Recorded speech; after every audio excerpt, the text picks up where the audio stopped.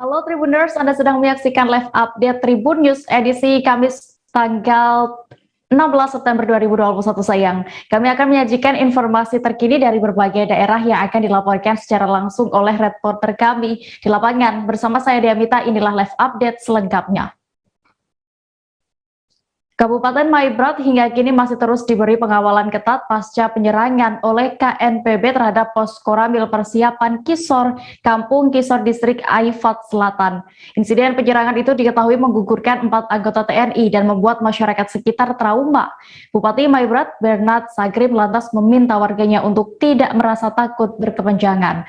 Informasi lengkapnya akan disampaikan oleh rekan jurnalis Tribun Papua, Sofwan Azari Raharusun yang kini sudah tersambung bersama kami. Halo Sofwan. Halo, selamat siang, Dea. Sofwan, bisa Anda gambarkan untuk update terkini dari kondisi Kabupaten Maibrat pasca penyerangan di Pos Ramil Kisor beberapa waktu lalu? Ya, Dea dan juga Tribuners dimanapun Anda berada, hari ini dapat saya kabarkan dari Kabupaten Maibrat, Provinsi Papua Barat, bahwa kurang lebih dua pekan berlalu pasca penyerangan di Pos Ramil Kisor, Kabupaten Maibrat, memang menjadi momok menakutkan bagi masyarakat di Kabupaten Maibrat.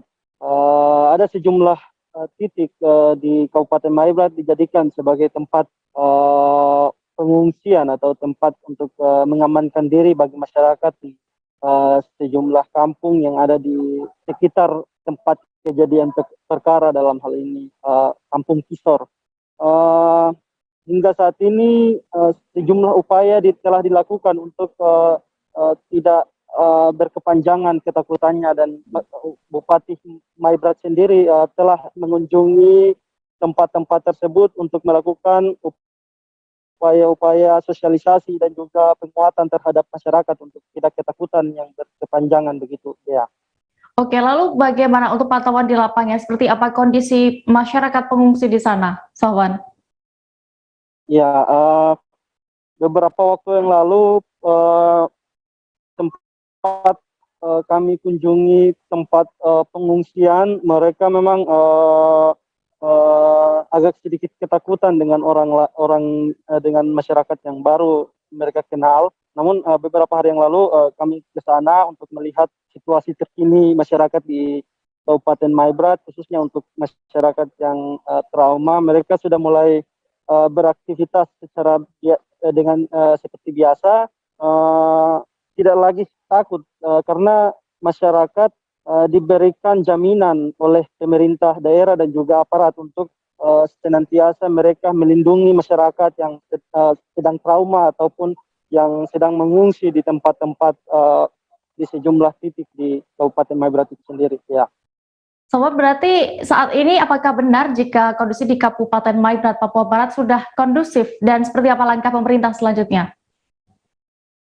Ya, berdasarkan wawancara kami dengan Bapak Bupati Kabupaten Maibrat, Bernard Sagrim, beliau menjelaskan bahwa hingga saat ini Kabupaten Maibrat sudah berangsur-angsur kondusif, dan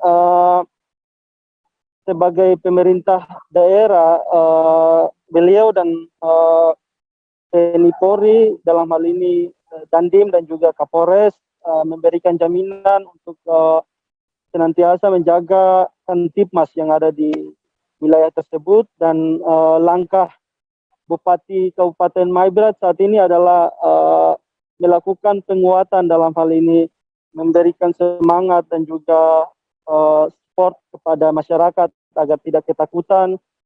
Bahkan Bupati sendiri akan memerintahkan bawahannya untuk mendata masyarakat yang siap untuk pulang ke kampung masing-masing. Salah satunya yaitu Kampung Sasamuk yang menjadi yang bersebelahan dengan Kampung Kisor. Rencananya Bapak Bupati akan memulangkan sejumlah masyarakat yang bersedia untuk pulang, karena kondisi Kampung Kisor saat ini sudah kondusif, dan rencananya akan segera dipulangkan masyarakat yang di Kampung Kisor itu sendiri. Sementara sejumlah kampung seperti Kampung Kamat hingga saat ini pemerintah dan aparat TNI Polri masih melakukan pengerjaan jembatan untuk segera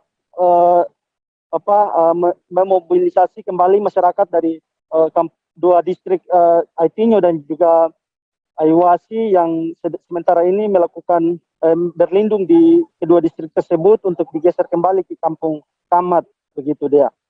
Oke, Tribuners, tadi rekan Sawan juga sudah mendapatkan keterangan dari Bupati Maibrat Bernard Sagrim, berikut liputan lengkapnya. Ada aksi tembak atau kontak tembak, kemudian pemalangan, saya kira tidak ada. Itu isu itu dari mana? Saya juga tidak mengerti juga. Pokoknya tidak ada itu. Tidak ada yang penembakan. Kemarin yang bunyi itu tuh kan hanya ada oknum anggota yang hanya mau kontrol senjatanya, peluru, amunisi yang ada di ini, tapi ya tidak pompa dengan baik sehingga ada ini yang tertinggal di dalam, belum kasih keluar. Makanya begitu mau uji tembak, mau tes kekosongan itu padahal masih ada satu butir yang di dalam bunyi itu. Kemarin itu bukan orang tembak karena tidak ada. Baru tidak ada palang di mana, baru dong tembak menembak ke kontak itu di mana? Saya juga tidak mengerti nih. Mungkin di Maibrat mana mungkin. Berarti kondisi Maibrat saat ini sudah mulai terkendali, kondusif. Siap. Sekarang kita lagi laksanakan pemulihan nih. Siap. Recovery sekarang. Oke. Recovery ini kan bukan berarti langsung terus 100%. Kan bertahap. Orang panik, orang takut. Jadi kan harus pemulihan bertahap. Ada beberapa hal yang kita lakukan treatment. Di sambil ke aktivitas treatment itu ya kita pastikan itu di hak dasar mereka itu kita pastikan. Siap. Oke. Oh ya, sesemok ini kan dia berada di simpang 5 ke simpang berapa atau 6 ke. Semua nih dia kan titik temu. Jadi pos aparat ini kan di situ untuk melakukan sweeping selama pelakunya belum diketemukan. Lalu mereka ini kan rata-rata ketakutan rakyat ini yang ada di situ. Padahal mereka punya pikiran tuh terbalik. Justru tentara, polisi ada di situ untuk memastikan keamanan, kenyamanan mereka dilindungi. Jadi makanya Bapak sudah himbau-himbau terus mudah-mudahan besok, lusa dan ini kita sudah pulangkan mereka itu. Kita beralih ke kabar berikutnya. Tim unit patroli reaksi cepat Angaru Polres Pelabuhan Makassar mengamankan pelaku tawuran pada Rabu 15 September kemarin malam. Mereka ditangkap di lokasi tawuran Jalan Sabutung Baru, Kecamatan Ujung Tanah, Kota Makassar. Pelaku didominasi anak muda, bahkan beberapa di antara mereka masih di bawah umur. Detail informasinya akan disampaikan oleh rekan wartawan Tribun Timur, Muslimin Emba, yang kini sudah bergabung bersama kami. Halo Emba. Ya. Emba, bisa Anda ceritakan bagaimana saat itu kronologi tawuran ini bisa terjadi dan juga bagaimana untuk proses pembubarannya? Ya, Dea dan Tribuners, dapat kami jelaskan bahwasanya aksi tawuran kembali terjadi Rabu malam, itu tepatnya di Jalan Sabutung yang mempertemukan ataupun melibatkan dua kelompok warga dari warga Barukan dengan warga Cambaya. Aksi tawuran ini dipicu dendam lama antar kedua kelompok, yaitu di mana sehari sebelumnya juga kedua kelompok terlibat aksi tawuran yang sama, dan rentetannya itu beberapa bulan yang lalu juga terjadi aksi tawuran yang sama. Ya. Untuk proses pembubarannya sendiri, tim dari Polsek Ujung Tanah di backup oleh tim UPRC Angaru Polres Pelabuhan itu langsung tiba di lokasi membubarkan kedua kubu dengan melontarkan sejumlah gas air mata ke arah kedua kubu, sehingga kedua kubu menarik diri ke masing-masing arah mereka, begitu ya. Rekan Emba, informasinya juga ada beberapa anak di bawah umur yang turut terlibat dalam aksi tawuran ini. Bisa Anda informasikan ada berapa total jumlah orang yang diamankan? Ya, untuk jumlah pelaku tawuran yang diamankan itu sebanyak 8 orang. Mereka diamankan lantaran saat polisi usai melakukan pembubaran, polisi juga melakukan penyisiran untuk bagaimana mengamankan barang bukti dan pelaku, dan hasilnya 8 orang ini ditangkap saat masih berkumpul di sekitar areal lokasi tawuran, dan terbukti beberapa dari mereka kedapatan membawa senjata tajam jenis anak panah. 2 di antara 8 ini merupakan anak di bawah umur. Ya. Baik, Tribuners, tadi rekan Emba juga sudah melakukan wawancara bersama Danru 2 UPRC Angaru Aibda Ilham. Berikut keterangan lengkapnya. Yang lagi terjadi. Terjadi perang kelompok antara Barukan dengan Cambaya, dan pada saat kami melakukan pembubaran dan mereka terpecah belah. Ada sebagian warga masuk ke Potere, dan pada saat kami sisir masuk ke dalam Potere, ada beberapa pemuda kami amankan dan beserta barang bukti 1 anak panah dan 2 ketapel. Awal mulai kejadian seperti apa? Dan apa penyebabnya? Awal kejadian kami belum tahu apa penyebab sehingga melakukan perang kelompok. Itu yang diamankan terduga pelaku tawuran semua. Terduga pelaku tawuran karena kami dapatkan barang bukti berupa busur dan ketapel. Ada berapa yang diamankan? Berapa orang? Ada 8 orang. Sini pelaku dibawa ke mana? Selanjutnya kami amankan ke Polres Pelabuhan untuk dilakukan pemeriksaan lebih lanjut. Pak, ada kendala tidak saat membubarkan tawuran ini? Alhamdulillah tidak ada kendala. Siap. Jadi masih dilakukan penjagaan di sekitar lokasi? Ya, masih kita lakukan penjagaan di lokasi sampai satu lokasi. Siap. Tim gabungan Polda Sumatera Utara dan Polrestabes Medan berhasil mengungkap kasus perampokan yang terjadi pada Kamis 26 Agustus lalu. Perampokan ini dengan pelaku bernama Hendrik yang melakukan perampokan emas yang kemudian disembunyikan di dalam tanah. Dalam rekaman video amatir yang terlihat, beberapa personel kepolisian nampak menggali tanah di belakang rumah pelaku untuk mengamankan barang bukti. Kabar selengkapnya akan disampaikan rekan wartawan dari Tribun Medan, Freddy, yang kini sudah terhubung bersama kami. Halo rekan Freddy. Ya, halo, Dea. Freddy, bisa Anda informasikan berapa total sebenarnya perampok toko emas yang diamankan, yang berhasil diamankan? Iya, jadi Dea dan juga pemirsa, total emas yang dirampok oleh kawanan perampok yang terjadi pada tanggal 26 Agustus lalu itu seberat 6,8 kg, di mana jika dirupiahkan saat ini itu nominalnya sekitar 6,5 miliar rupiah, begitu deh ya. Barang bukti itu ditemukan di belakang rumah orang tua dari Hendrik sebagai otak dari perampokan tersebut. Jadi saat itu, usai kejadian itu, Hendrik itu pulang ke rumah orang tuanya yang ada di Kabupaten Dairi, Sumatera Utara. Begitu, Dea. Freddy, terkait ini perampokan sudah terjadi pada Agustus kemarin. Lalu bagaimana untuk kronologi pelarian para pelaku ini hingga berhasil ditangkap akhirnya? Iya, jadi Dea, usai melakukan aksinya, mereka tuh lari melalui kantin yang ada di Pasar Simpang Limun itu. Pada saat proses pengejaran, mereka sempat menembak juga ke arah security yang berupaya mengejar, lalu mereka keluar mengambil sepeda motornya dan kembali menembakkan tembakan menggunakan laras panjang, senjata laras panjang rakitan dan mengenai seorang juru parkir. Nah, di situ mereka melalui jalan M. Nawi Harahap, lalu mereka masuk ke jalan Menteng dan sampai di daerah Batangkuis, begitu dia di sana di jalan balai desa itu Batangkuis itu mereka berkumpul di sebuah lahan kosong untuk menyerahkan hasil rampokannya kepada saudara Hendrik ini. Dan pada saat itu memang tasnya mereka tuh terbagi menjadi 2 deh. Jadi dijadikan dalam satu wadah, lalu emas seberat 6,8 kg itu dibawa Hendrik ke rumahnya yang berada di Lubuk Pakam, Kabupaten Deli Serdang. Lalu ia menggunakan kendaraan yang sama itu pergi ke Kabupaten Dairi untuk melarikan diri. Sementara rekan-rekannya, 3 rekannya yang lain yang ikut dalam aksi perampokan itu pulang ke rumah masing-masing, begitu deh. Oke, lalu barang bukti apa saja yang berhasil diamankan?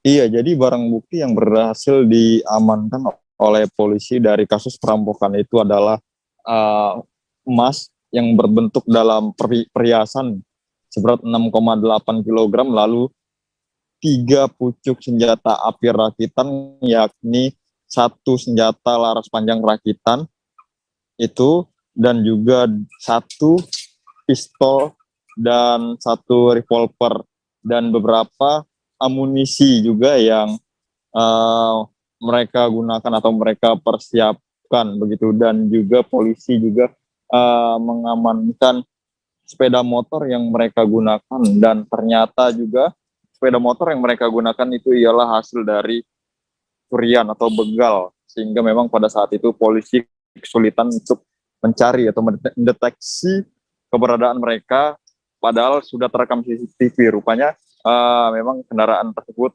hasil dari curian, begitu Dea dan juga pemirsa. Baik, Tribuners, tadi rekan Freddy juga sudah berhasil mendapatkan keterangan dari Kapolda Sumut, Irjen Pol RZ Pancaputra Simanjuntak. Berikut keterangan lengkapnya. Saudara-saudara sekalian, ide itu disampaikan oleh Hendrik kepada saudara Dian untuk mencari orang.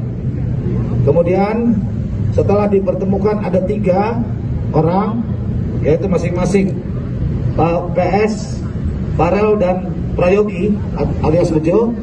Maka dipertemukanlah ketiga orang ini dengan saudara Hendrik.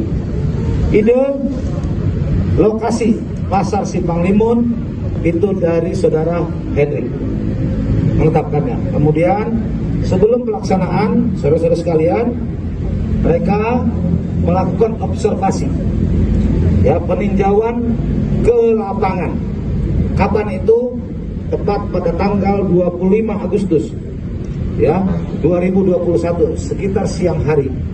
Saudara Paul, Farel, dan Prayogi mendatangi pasar atau pajak Simpang Limun, melihat sasarannya, menentukan dan memperhatikan mana toko yang akan menjadi sasarannya. Kemudian setelah itu mereka kembali dan melaporkan hasil observasinya kepada saudara Hendrik, dan direncanakanlah pelaksanaan kegiatannya pada besok harinya. Sebelum melakukan, saudara-saudara sekalian, dari fakta yang kita temukan, hasil penyelidikan, bahwa kegiatan ini terencana dengan baik. Kami akan kembali seusai jeda sejenak, Tribuners, tetaplah di live update. Oke, apa kabar Bang Ariski di sini untuk strateginya? Kalau saya sendiri di Jumip 37 ini yang semalam baru mulai, apa yang dirasakan saya udah hitam? Sebenarnya aku nggak ngerasa itu penangkapan atau penggerebegan atau apapun itu, karena gini loh, posisinya aku kriteria.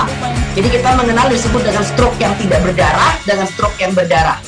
Stroke yang tidak berdarah itu biasanya ditandai dengan adanya penyumbatan. Kalau itu penyumbatan di sini mungkin pikirnya tidak ke situ kali ya, tapi kalau di Korea atau di Kamboja itu ada beberapa paper yang saya itu mas, ya dulunya tukang koran. Oh gitu ya, Tukang koran. Ya, saya baca itu Pak. Tuh kan, pernah baca kan? Ya. Jadi kalau saya jadi tanggal itu udah bersyukur banget. Si anak ini dijadikan sebagai tersangka begitu. Ya, kalau ini kita bicara yang di luar kasus Sebongombo ya. Dengan nama hujan shower, di mana terdapat batas jelas antara daerah hujan dan tidak hujan yang biasanya terjadi pada fase awal mature stage atau tahap berbahaya itu Kang. Jadi mulai artinya terjadinya perlembekan. Nah itu untuk penetrasi akan sulit gitu ya. Dok, saya ini menurut saya memang tidak mudah, bukan urusan tanah diambil.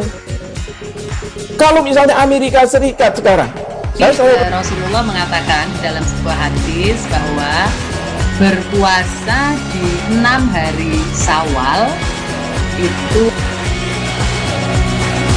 Oke, apa kabar Bang Ariski di sini untuk strateginya? Kalau saya sendiri di Jumip 37 ini yang semalam baru mulai, apa yang saya udah hitam?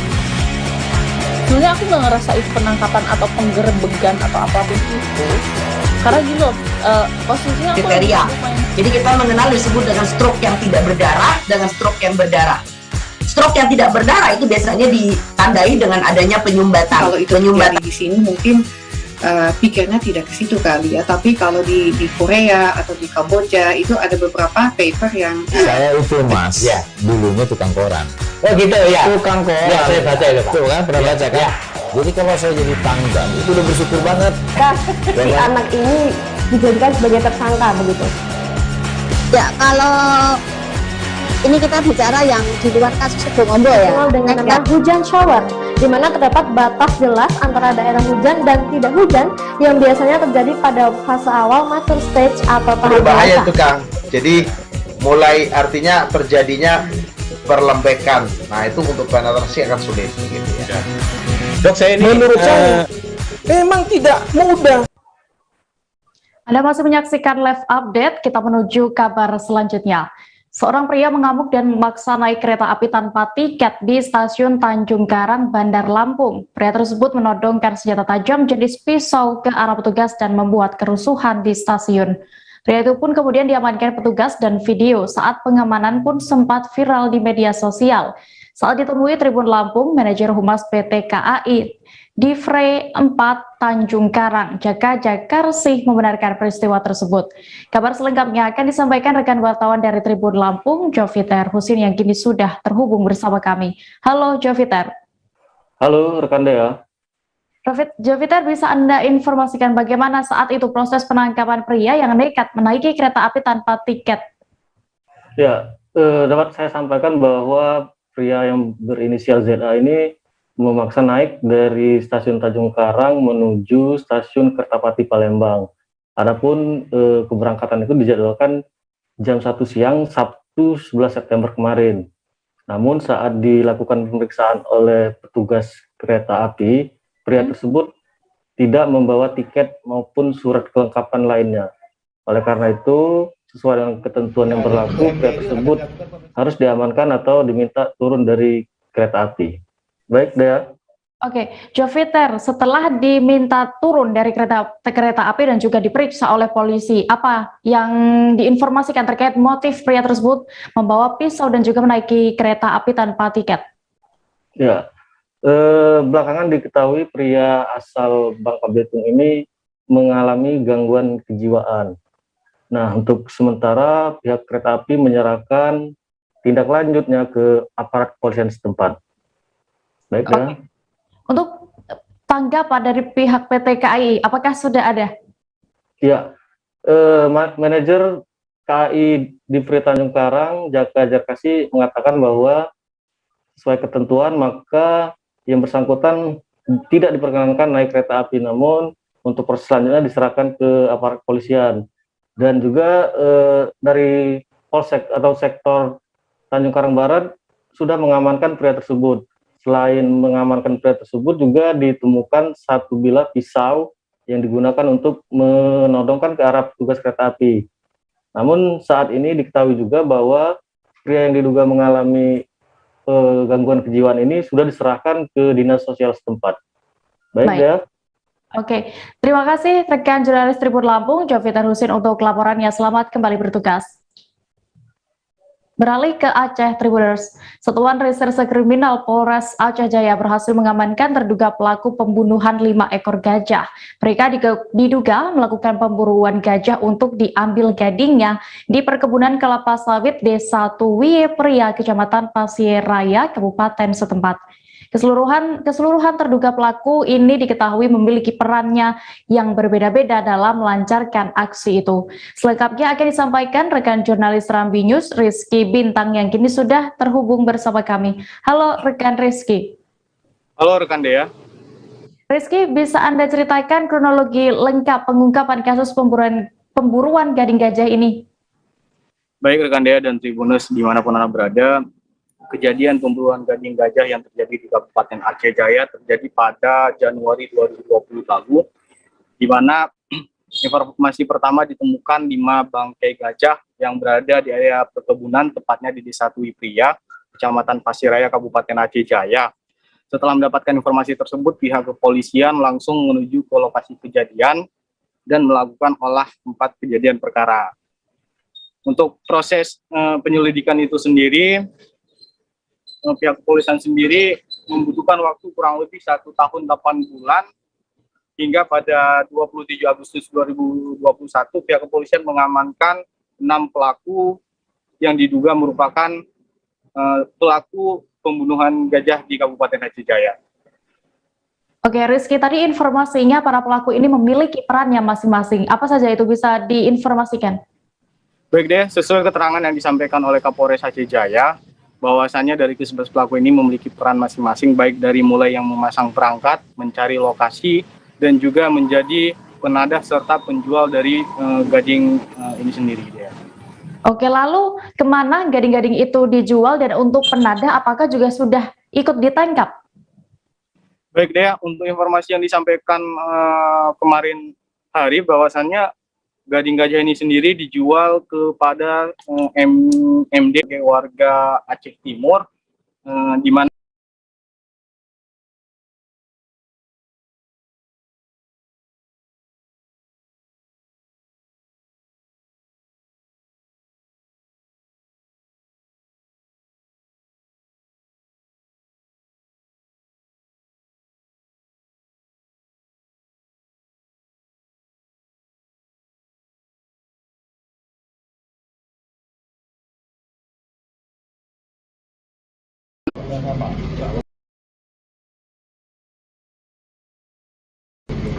untuk di wilayah kita maksudnya ada yang mati itu memang faktor alam, yang anak ya, yang anak gajah itu yang dari orang itu cuma 5 ini berarti? Iya, yang pelakunya yang memang terbukti mereka. Subdit 4 Direktorat Kriminal Umum Polda Kepulauan Riau menangkap sejumlah warga Bintan Utara, Kabupaten Bintan, Provinsi Kepulauan Riau. Penangkapan ini berkaitan dengan pengiriman pekerja migran alias TKI secara ilegal atau trafficking lewat perairan Bintan. Saat menjalankan aksinya, para pelaku ini memiliki perannya masing-masing. Informasi lengkapnya akan disampaikan oleh rekan wartawan Tribun Batam, Beres Lumbantobing, yang kini sudah tersambung bersama kami. Halo Beres. Baik, halo rekan Dea. Iya, rekan Beres, bisa Anda informasikan bagaimana saat itu penangkapan dan juga berapa total jumlah orang yang ditangkap?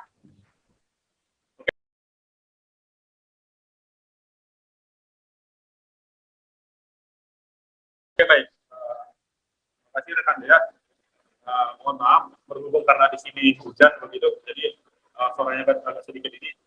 Jadi saya informasikan langsung bahwa Subdit 4 Direktorat Kriminal Umum Polda Kepri berhasil mengamankan 5 tersangka pengirim TKI ilegal begitu.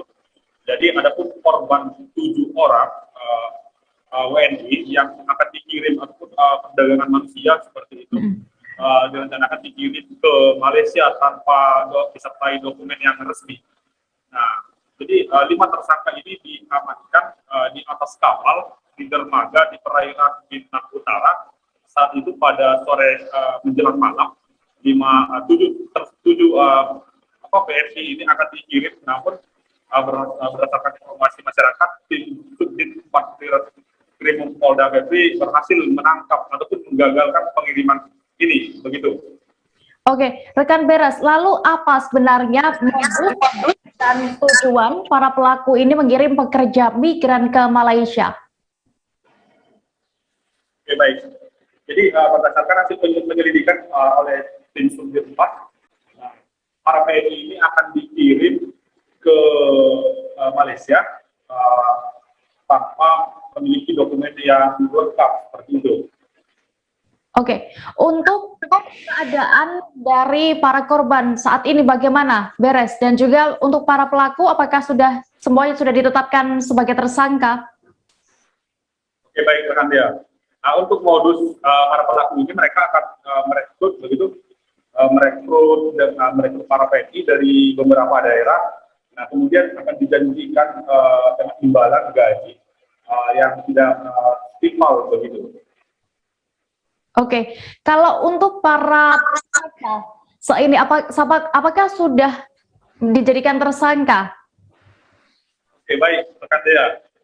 Nah, jadi berdasarkan keterangan dari Wakil Direktur Kriminal Umum Polda Kepri, AKBP Wisnuwono begitu, menyampaikan bahwa setelah dilakukan serangkaian pemeriksaan dan penyelidikan, ada 5 tersangka. Nah, 5 tersangka ini merupakan warga Bintan Utara, Kabupaten Bintan, Provinsi Kepri.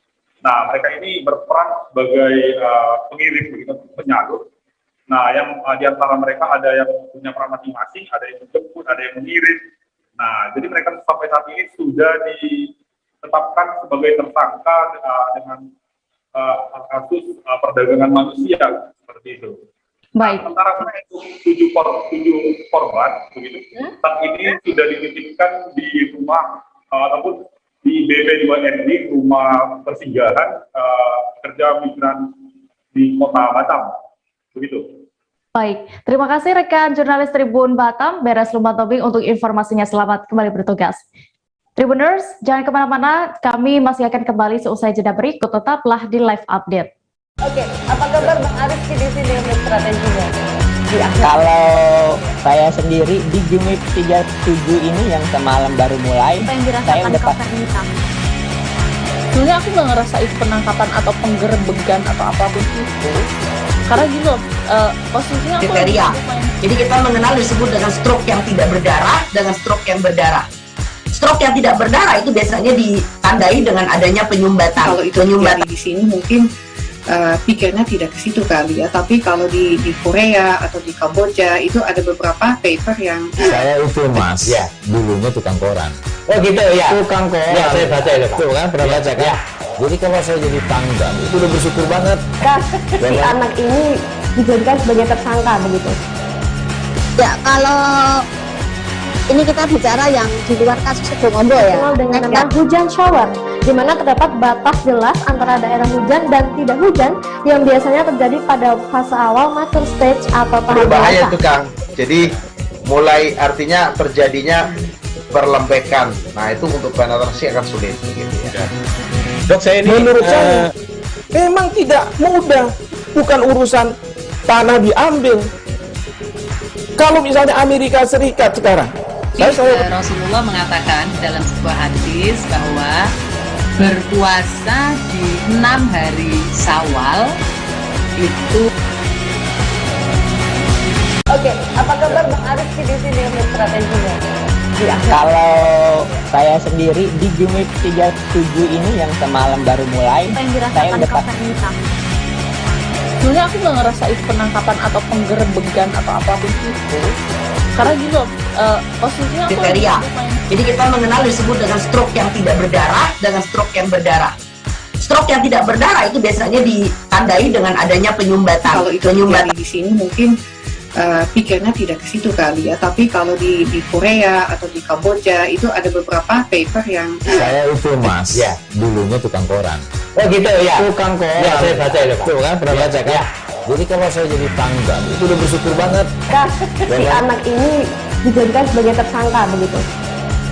Ya, kalau ini kita bicara yang di luar kasus Sebongombo ya. Dikenal dengan nama hujan shower, di mana terdapat batas jelas antara daerah hujan dan tidak hujan yang biasanya terjadi pada fase awal mature stage atau tahap Berbahaya dewasa. itu Kang. Jadi mulai artinya terjadinya perlembekan. Nah itu untuk penetrasi akan sulit gitu ya. Dok, saya ini menurut saya memang tidak mudah, bukan urusan tanah diambil. Kalau misalnya Amerika Serikat sekarang, Rasulullah mengatakan dalam sebuah hadis bahwa berpuasa di 6 hari Syawal itu. Oke, apa kabar Bang Arifki di sini untuk strateginya? Kalau saya sendiri di Jumip 37 ini yang semalam baru mulai, saya udah sebenarnya aku nggak ngerasa itu penangkapan atau penggerebegan atau apapun itu, karena gini loh, posisinya aku kriteria. Jadi kita mengenal disebut dengan stroke yang tidak berdarah dengan stroke yang berdarah. Stroke yang tidak berdarah itu biasanya ditandai dengan adanya penyumbatan. Kalau itu terjadi di sini mungkin pikirnya tidak ke situ kali ya, tapi kalau di Korea atau di Kamboja itu ada beberapa paper yang saya itu Mas, ya dulunya tukang koran. Oh gitu ya, Tukang koran. Ya, saya baca itu Pak. Tuh kan, pernah baca kan? Ya. Jadi kalau saya jadi tanggal, itu udah bersyukur banget. Si anak ini dijadikan sebagai tersangka begitu. Terima kasih Tribuners, Anda masih setia menyaksikan live update. Kita menuju ke informasi berikutnya. Angin puting beliung menerjang Kabupaten Mamuju, Sulawesi Barat pada Rabu 15 September petang kemarin. Puluhan rumah warga di Dusun Garuda, Desa Papalang, Kecamatan Papalang, Porak-Poranda diterjang angin puting beliung. Detail informasinya akan disampaikan langsung oleh rekan wartawan Tribun Sulbar, Fahrun Ramli, yang kini sudah bergabung bersama kami. Halo Fahrun. Ya, rekan Dea. Bisa Anda informasikan bagaimana kondisi terkini di Dusun Garuda, Kecamatan Papalang, seusai dilanda angin puting beliung kemarin?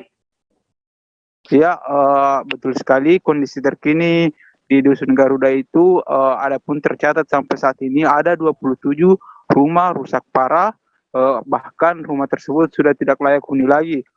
Kondisi terkini warga yang terdampak angin puting beliung tersebut sudah mengungsi di rumah kerabatnya masing-masing, dan Badan Penanggulangan Bencana Daerah Kabupaten Mamuju serta Dinas Sosial Mamuju sudah menyalurkan bantuan berupa selimut, makanan siap saji, dan mendirikan tenda darurat, bahkan juga ikut mendirikan dapur umum seperti itu, rekan Dea.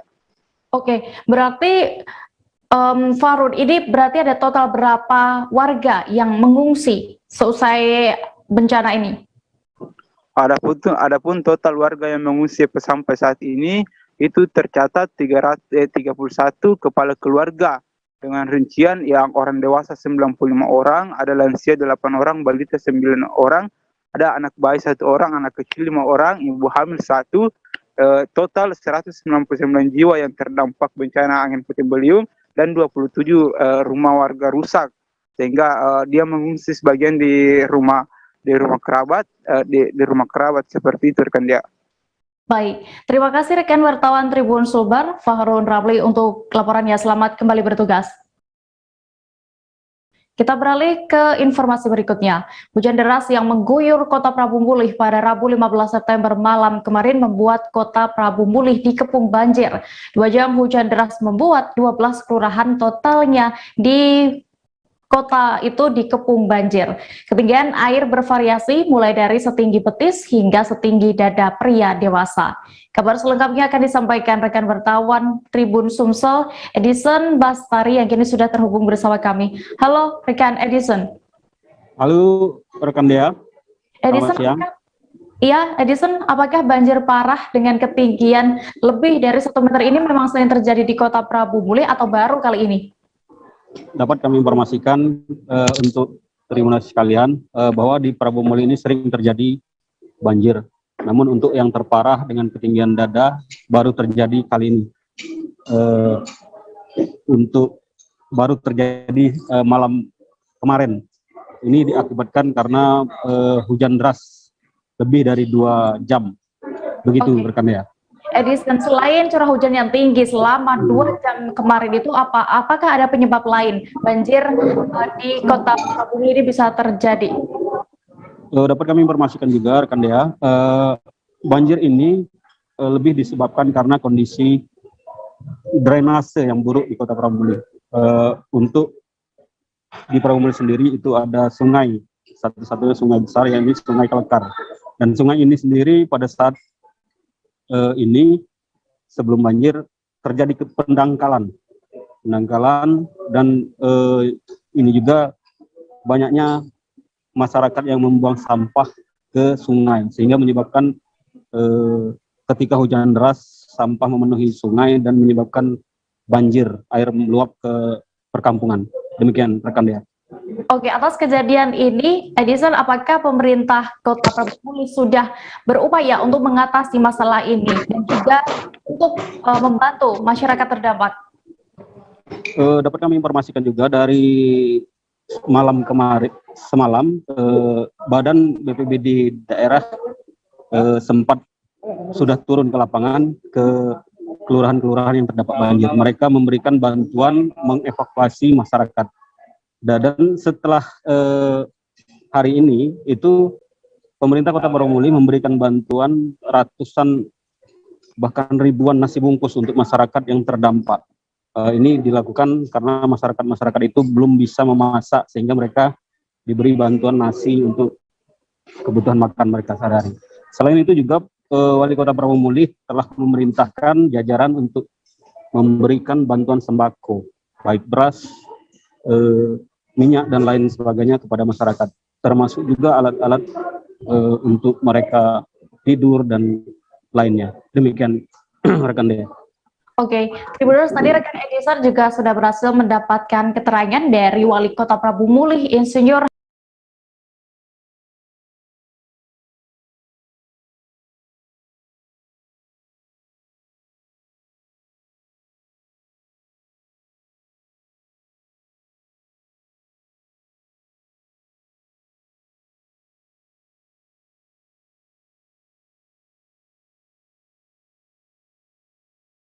Haji Ridho Yahya MM berikut. Kita sudah memperjuangkan anggaran juga.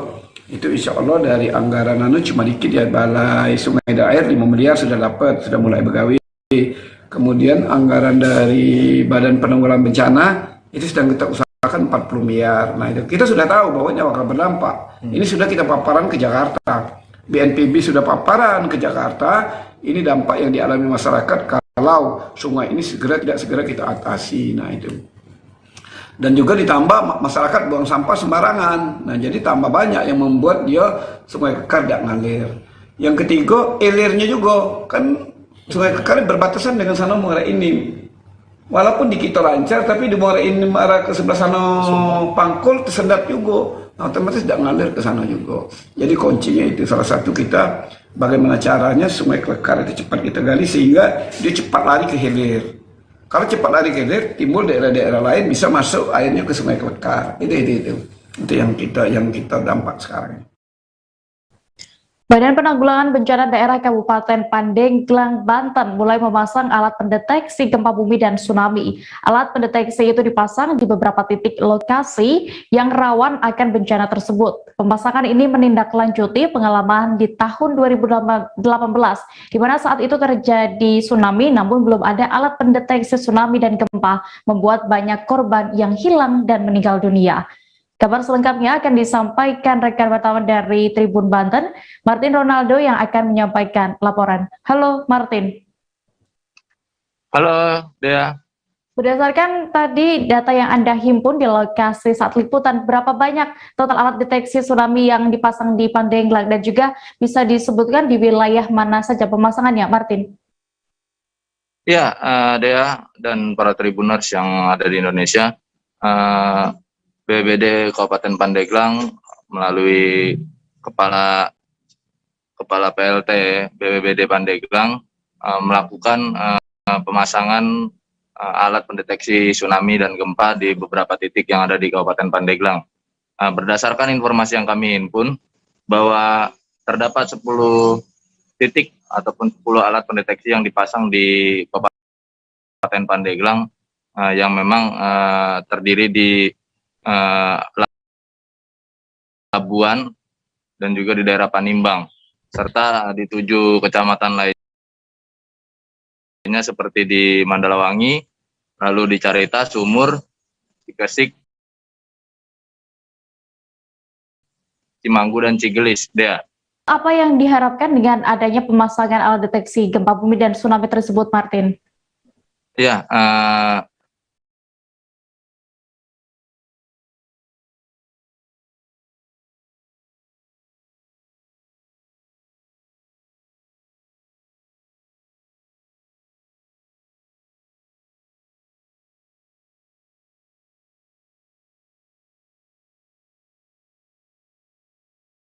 pada kejadian tsunami tahun 2018, di mana pada saat itu alat pendeteksi tsunami dan gempa memang sempat error pada saat itu.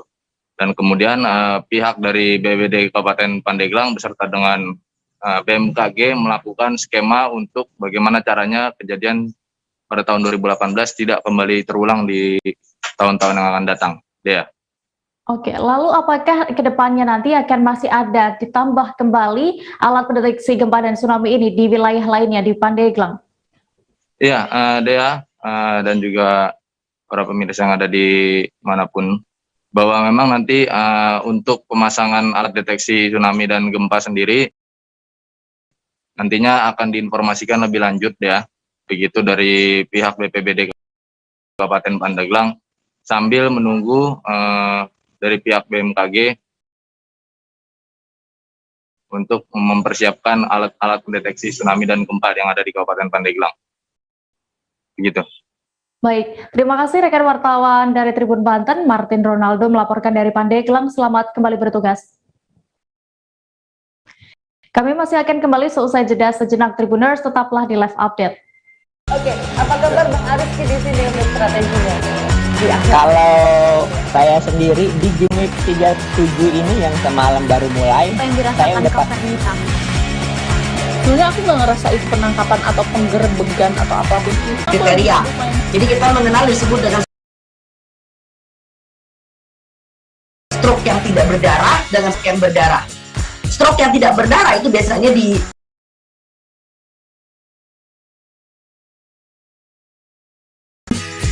pikirnya tidak ke situ kali ya, tapi kalau di Korea atau di Kamboja itu ada beberapa paper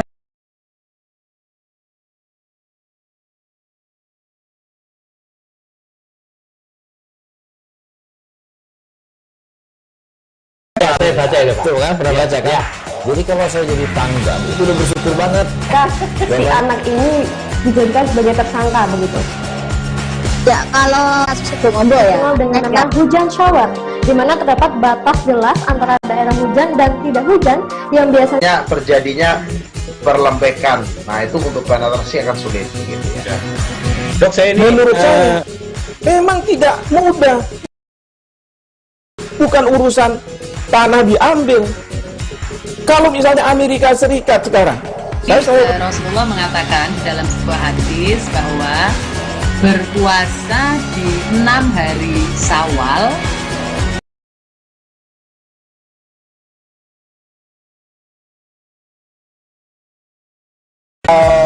saya sendiri di Jumip 37 ini yang semalam baru mulai, saya udah pasti.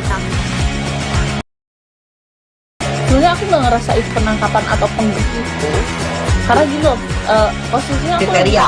Jadi kita mengenal disebut dengan stroke yang tidak berdarah dengan stroke yang berdarah. Stroke yang tidak berdarah itu biasanya ditandai dengan adanya penyumbatan. Kalau itu terjadi di sini mungkin pikirnya tidak ke situ kali ya, tapi kalau di Korea atau di Kamboja itu ada beberapa paper yang saya itu Mas, ya dulunya tukang koran. Oh gitu ya, tukang koran. Ya, saya baca itu Pak. Tuh kan pernah baca kan? Jadi kalau saya jadi tanggap itu udah bersyukur banget.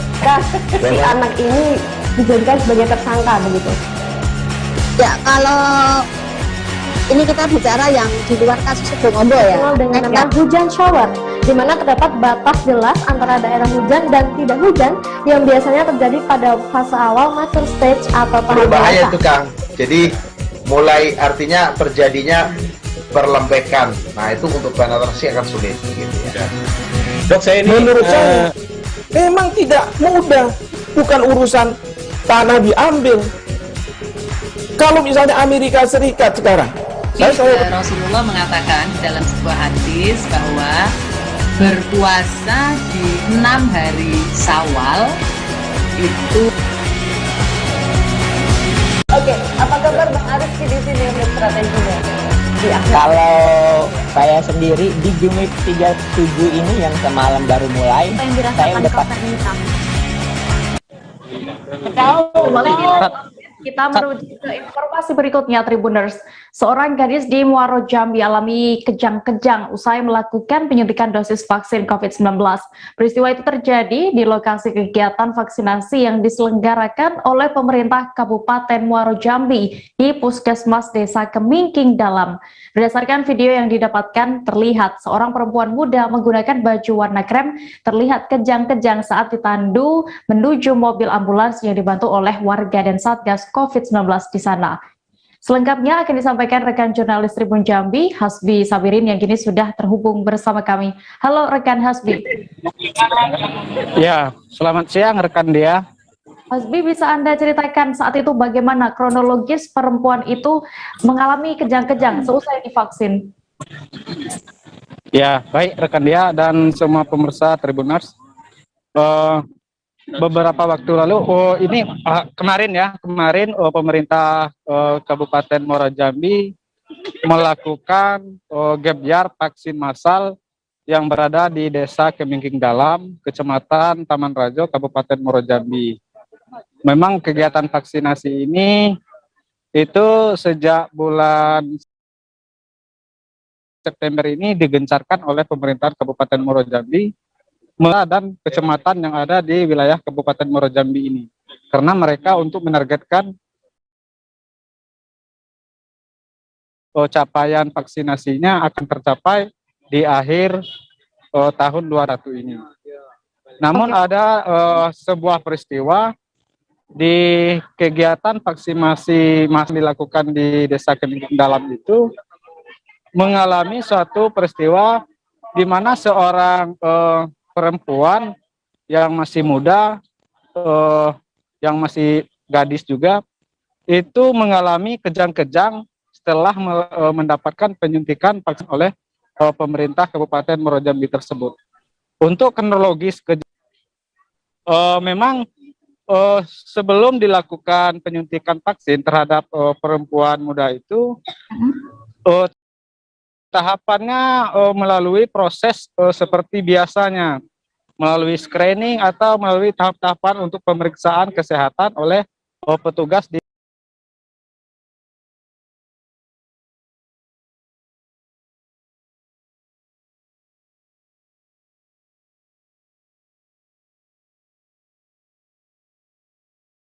oleh dosis vaksin yang dia terima.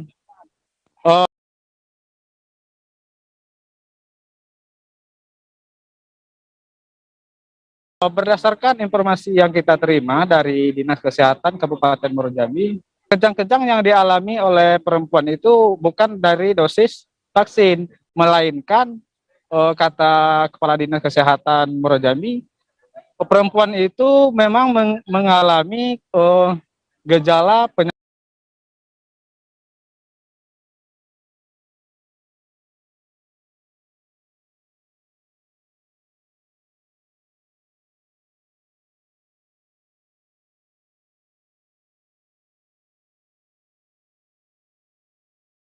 Bagaimana penanganannya oleh pihak di sana? Ya, saat kejadian itu dia perempuan itu mengalami kejang-kejang, petugas COVID-19 Kabupaten Muaro Jambi tersebut melakukan pada pasien yang kejang itu untuk mendapatkan penanganan lebih lanjut di bawah itu mengalami kejang-kejang.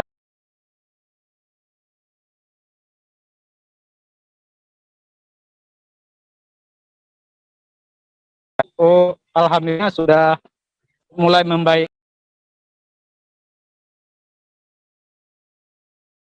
Begitu deh ya. Baik, jurnalis Tribun Jambi Hasbi Sabirin melaporkan dari Muaro Jambi.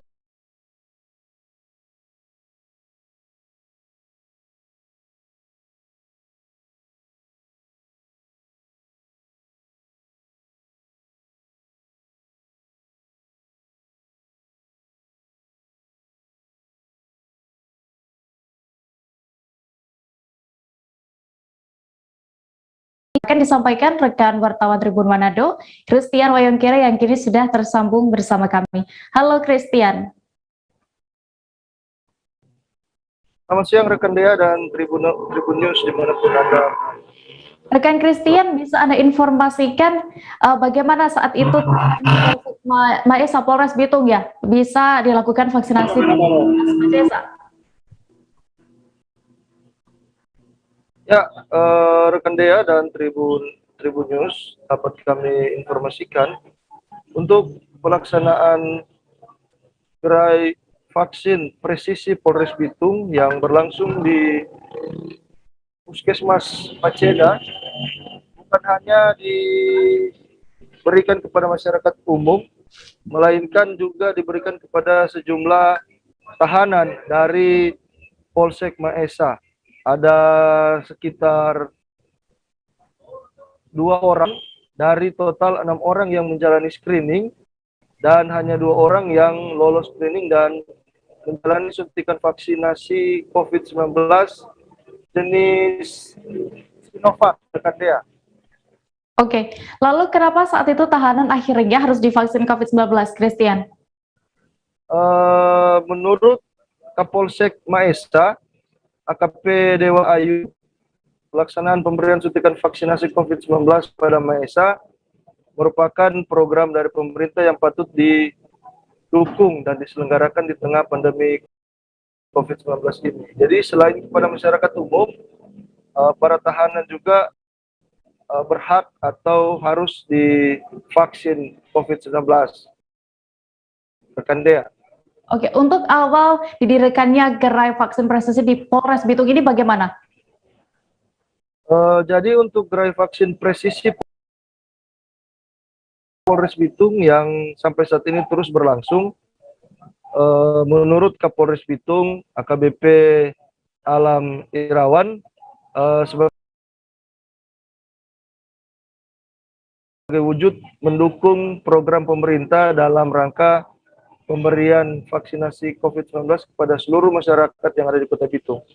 Dan gerai vaksin presisi Polres Bitung ini diselenggarakan dalam rangka atau hari ulang tahun Satuan Polisi Lalu Lintas Satlantas yang ke-66 yang nantinya akan jatuh pada tanggal 22 September tahun 2021.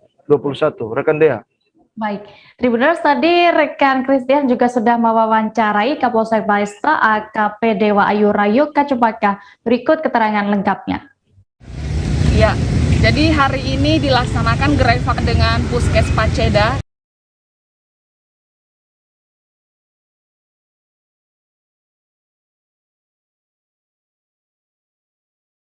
Jenis Sinovac sebanyak 106 dosis.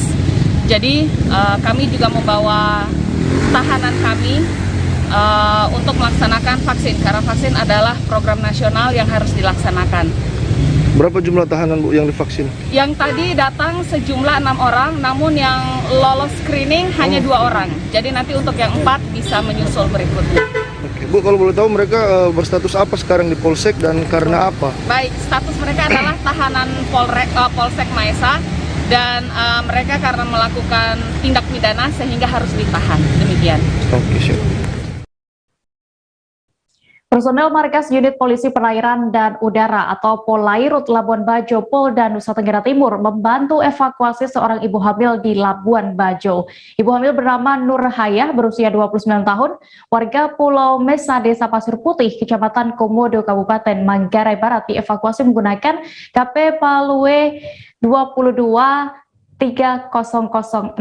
Detail informasinya akan disampaikan langsung oleh rekan wartawan Posku Pang Gesio Viana yang kini sudah bergabung bersama kami. Halo rekan Gesio.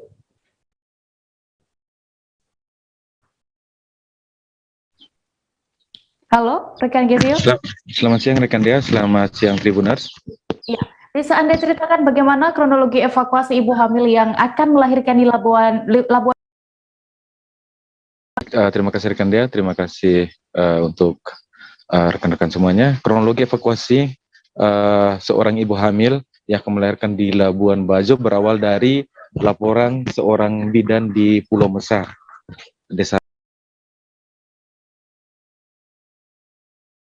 Pasir Putih, Kecamatan Komodo, Kabupaten Manggarai Barat. Bidan desa tersebut melaporkan bahwa terdapat satu pasien ibu hamil yang hendak melakukan proses persalinan, namun tidak dapat melakukan persalinan karena tidak adanya kendaraan atau kapal laut. Sehingga atas dasar kejadian tersebut, bidan desa tersebut menghubungi pihak Polairut Labuan Bajo Polda ke Pulau Mesa, dan dari Pulau Mesa hingga tiba di Pelabuhan Pelni Labuan Bajo.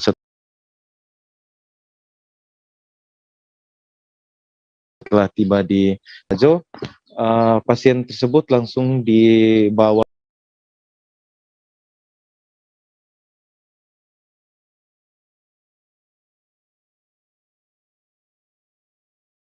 persalinan. Demikian rekan Dea. Oke, Yesio, lalu bagaimana dengan kondisi terkini dari ibu hamil tersebut seusai dievakuasi tim Polair Polda NTT?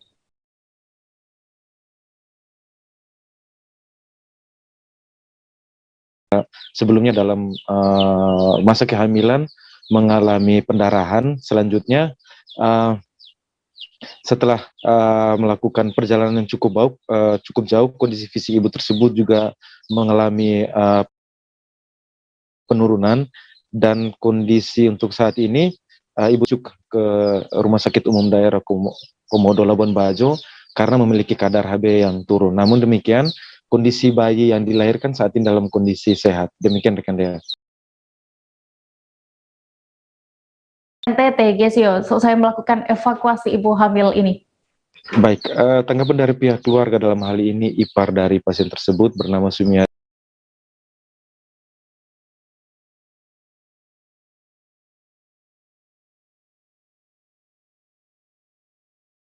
Polairut Polda NTT karena dengan kesigapan dan cekatannya personil Polairut tersebut sehingga hal yang tidak diinginkan pun tidak terjadi. Selain itu untuk tanggapan dari pihak kepolisian dalam hari ini Polairut Labuan Bajo Polda NTT dalam hal ini Komandan Kapal Polisi Palu Bribka Yeskia Lipu mengaku upaya yang dilakukan oleh polisi tersebut berdasarkan atas rasa kemanusiaan yang tinggi.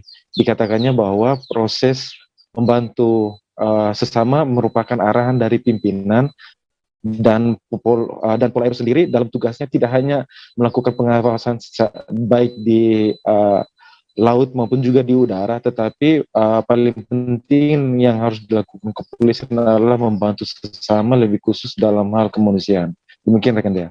Baik, Tribuners, rekan GSU juga sudah berhasil mendapatkan keterangan dari Komandan Kapal Polisi Bribka Yeskia Lipu. Berikut liputan lengkapnya. Ya, kami sangat konsen sesuai dengan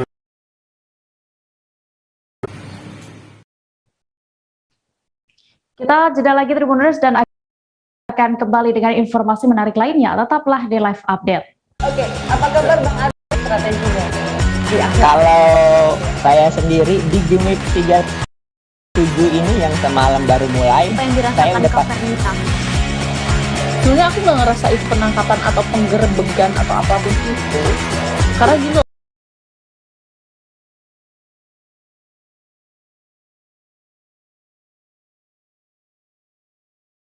Jadi di sini mungkin pikirnya tidak ke situ kali.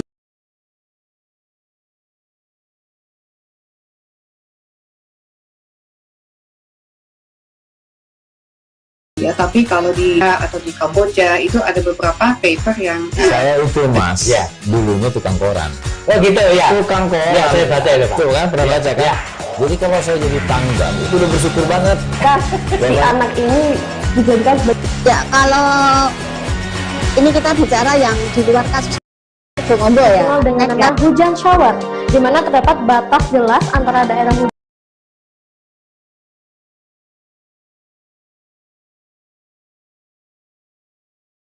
terjadinya perlembekan. Nah itu untuk penetrasi akan sulit gitu ya. Dok, saya ini menurut saya memang tidak mudah, bukan urusan tanah diambil. Kalau misalnya Amerika Serikat sekarang, Rasulullah mengatakan dalam sebuah hadis bahwa berpuasa di 6 hari Syawal itu. Oke, apa kabar Bang Arif di sini untuk strateginya? Kalau saya sendiri di Gimik 37 ini yang semalam baru mulai udah sebenarnya aku nggak ngerasain penangkapan atau penggerebegan atau apapun itu, karena gini loh, posisinya kriteria dengan stroke yang tidak berdarah dengan stroke yang berdarah. Stroke yang tidak berdarah itu biasanya ditandai. Masih di Live Update bersama saya Diamita, kita menuju ke kabar berikutnya. Kompetisi Liga 2 tahun 2021 dijadwalkan kick-off tanggal 26 September 2021 mendatang. Sriwijaya FC, klub sepak bola kebanggaan Sumatera Selatan semakin optimis. Stadion Gelora Sriwijaya Jakabaring atau GSC Palembang akan menjadi host atau tuan rumah diselenggarakannya kompetisi babak penyisihan. Meski belum menyatakan 100%, namun tim PT Liga Indonesia Baru selaku operator kompetisi Liga Indonesia dan PSSI mengisyaratkan hal tersebut. Kabar selengkapnya akan disampaikan rekan wartawan dari Sriwijaya Post, Abdul Hafiz, yang kini sudah terhubung bersama kami. Halo. Rekan Hafiz bisa mendengar kami di studio? Oke, halo rekan Dea, siap. Ya, dari hasil inspeksi PT LIB dan juga PSSI ini, bagaimana tanggapan dari tim terhadap Stadion Gelora Sriwijaya Palembang? Apakah layak untuk menjadi tuan rumah Liga 2 2021 ini? Oke, bisa kami laporkan bahwa kemarin itu dari PT LIB maupun PSSI sudah melakukan inspeksi, melakukan verifikasi terhadap infrastruktur Stadion Gelora Sriwijaya Jakabaring Palembang. Dari hasil sementara mereka menyatakan bahwa dan mereka menguji bahwa Stadion Gelora Sriwijaya Jakabareng ini memang sudah dipersiapkan untuk Piala Dunia U20 yang akan diselenggarakan tahun 2023. Artinya mereka sudah yakin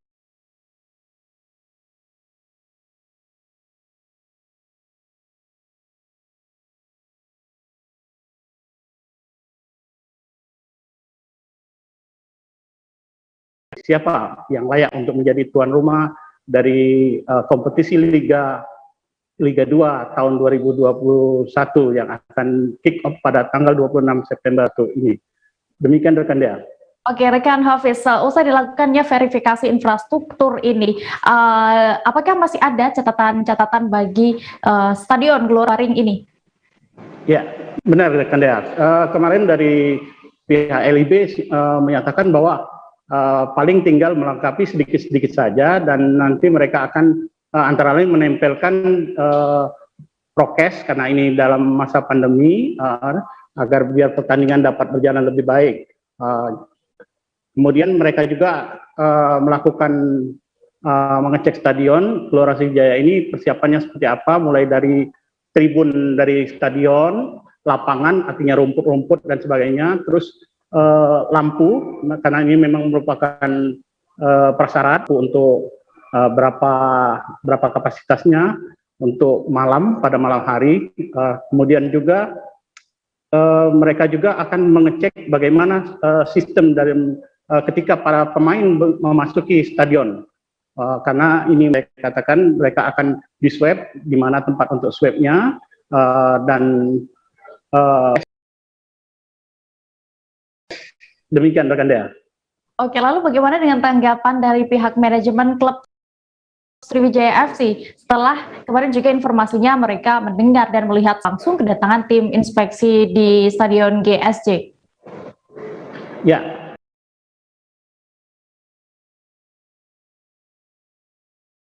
Ya, semakin optimis dengan kedatangan dari tim LIB maupun dari PSSI ini.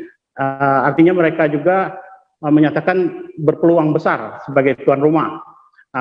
Mereka juga bersyukur karena memiliki yang memang berskala internasional, artinya berskala FIFA untuk ukuran dari sepak bola, olahraga sepak bola.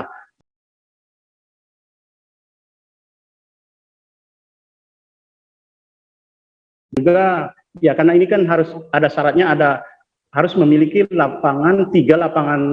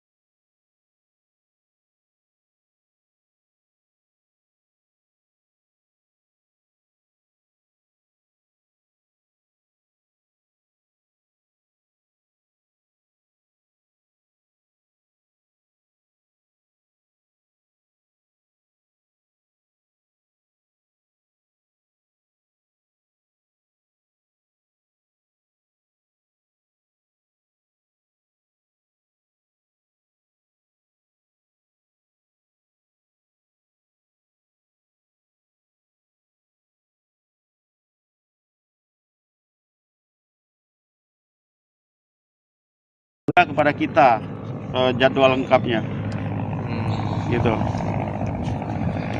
Sama dengan yang dilakukan oleh Liga 1 kemarin. Jadi ada 3 kali pertandingan berturut-turut, selanjutnya baru disusun lagi jadwal. Kalau sementara kita lihat ya, memang ini juga stadion kan memang udah dipersiapkan juga untuk Piala Dunia ya. Jadi memang kita lihat sih emang sudah bagus ya, paling tinggal melengkapi sedikit-sedikit aja sih, dan nanti kita tempelkan dengan prokesnya untuk biar pertandingan dapat berjalan dengan baik. Mungkin untuk keputusannya sendiri berapa lama Pak? Keputusan apa di stadion ini? Sementara sih nanti kita kan hari ini selesai nih, insya Allah selesai kita inspeksi, nanti kita laporkan kepada manajemen, mungkin secepatnya sudah ada hasilnya sih. Karena kan kita juga nanti mau insya Allah ada drawing juga, jadi keputusannya harus cepat di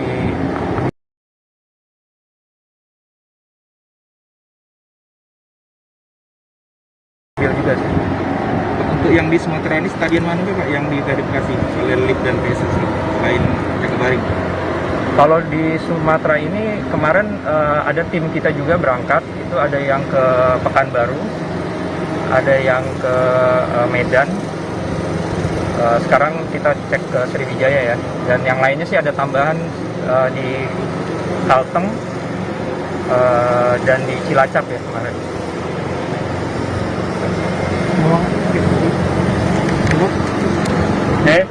Swab itu termasuk wartawan juga Pak? Iya. Nanti pokoknya yang akan masuk ke stadion itu semua harus di swab. Informasi berikutnya datang dari Provinsi Riau, Tribuners. Ribuan peserta calon pegawai negeri sipil atau CPNS di Kota Dumau mulai melaksanakan seleksi kompetensi dasar atau SKD. Tes SKD CPNS itu dilaksanakan di STIA Lancang Kuning, Jalan Gunung Merapi sejak Rabu 15 September kemarin. Semangat tinggi tak ingin gugur di awal perjuangan menjadi abdi masyarakat diperlihatkan peserta bernama Linda yang tengah hamil tua. Meskipun dalam kondisi hamil 9 bulan, bahkan bisa dikatakan menghitung hari untuk bersalin, Linda berhasil lulus dengan perolehan nilai yang tinggi. Kabar selengkapnya akan disampaikan rekan wartawan dari Tribun Pekanbaru, Doni Kusuma Putra yang kini sudah terhubung bersama kami. Halo rekan Doni. Halo rekan Dea. Iya, Doni, bagaimana cerita dari Linda ini, peserta tes SKD yang mendapatkan nilai tinggi meski sedang hamil tua? Ya, terima kasih rekan Dea. Memang pelaksanaan SKD tahun 2021 ini untuk CPNS di Kota Dumai berbagai untuk sesi pertama itu perdana yaitu pada hari Rabu tanggal 15 ini diikuti sekitar 100 peserta, di mana di antara 100 peserta tersebut ada Linda, seorang ibu yang memang lagi hamil tua, bisa dikatakan juga menghitung hari untuk bersalin, tetap melaksanakan atau mengikuti ujian SKD ini karena memang cita-citanya menjadi seorang abdi negara atau ASN dengan keyakinan dan juga dengan optimis serta belajar yang tekun. Linda sendiri dan juga restu dari suami ya tentunya berhasil mendapatkan nilai yang memang bisa dikatakan tinggi pada saat itu, yaitu sekitar 412. Itu yang membuat Linda bisa berada di 10 besar pada saat itu. Tentunya ini membuat motivasi bagi Linda untuk bisa menjadi abdi negara karena memang dia berharap skornya ini merupakan rezeki dari calon anaknya kelak, seperti itu Linda. Oke. Seperti itu dia. Oke, Doni. Lalu bagaimana dengan peserta lain saat itu, persiapannya dan juga harapan mereka? Ya, memang ada beberapa peserta lainnya, cuman memang dari beberapa peserta lainnya itu ada yang tidak lulus juga passing grade. Namun semangat mereka tetap terlihat karena memang yang tidak lulus itu sempat saya wawancarai dan mereka mengaku baru pertama kali mengikuti kegiatan CPNS ini, SKD ini, sehingga baru mengenal cara-cara mengerjakan soal ini. Tentunya untuk tahun depan dia berharap kepada pemerintah untuk membuka kembali CPNS ini agar mereka bisa mengikuti kegiatan CPNS ini untuk menjadi ASN di Kota Dumai, seperti itu rekan Dea. Oke, Doni, lalu berdasarkan pantauan Anda, bagaimana untuk jalannya tes SKD di Kota Dumai sendiri? Persyaratan dan juga prokes saat mengikuti SKD, apakah tetap berjalan dengan ketat? Ya, terima kasih rekan Dea. Untuk prokes tetap sesuai dengan aturan yang berlaku. Ya, ini sebelum memasuki pekarangan lokasi tes, peserta dilakukan cek suhu, karena ini memang hal utama. Setelah memasuki pekarangan, kemudian peserta dianjurkan untuk mencuci tangan agar steril. Setelah dimasuk ke dalam kawasan tes, peserta ditempatkan di ruang tunggu yang tentunya dengan jarak yang sesuai dengan ketentuan. Kemudian juga tes atau surat keterangan rapid antigen ini memang harus dibawa setiap peserta karena ini memang wajib untuk membuktikan bahwa peserta benar-benar tidak terpapar COVID-19 karena memang ini adalah hal yang wajib. Jika tidak dibawa maka peserta bisa saja tidak diperbolehkan untuk melaksanakan kegiatan SKD atau mengikuti SKD seperti itu rekan Dea. Baik, Tribuners, rekan Dodi tadi juga sudah berhasil mewawancarai Linda, ibu hamil yang menjadi peserta tes SKD CPNS. Berikut liputan lengkapnya. 414, wow, nilai maksimalnya. Gimana nih perasaan nih, Mbak? Dalam keadaan lagi hamil nih ya, bisa semaksimal itu nilai yang kita dapat nih. Mungkin apa belajar dari awal atau seperti apa? Ya, belajar, kita harus belajar ya. 14. Dengan rincian nilai berapa?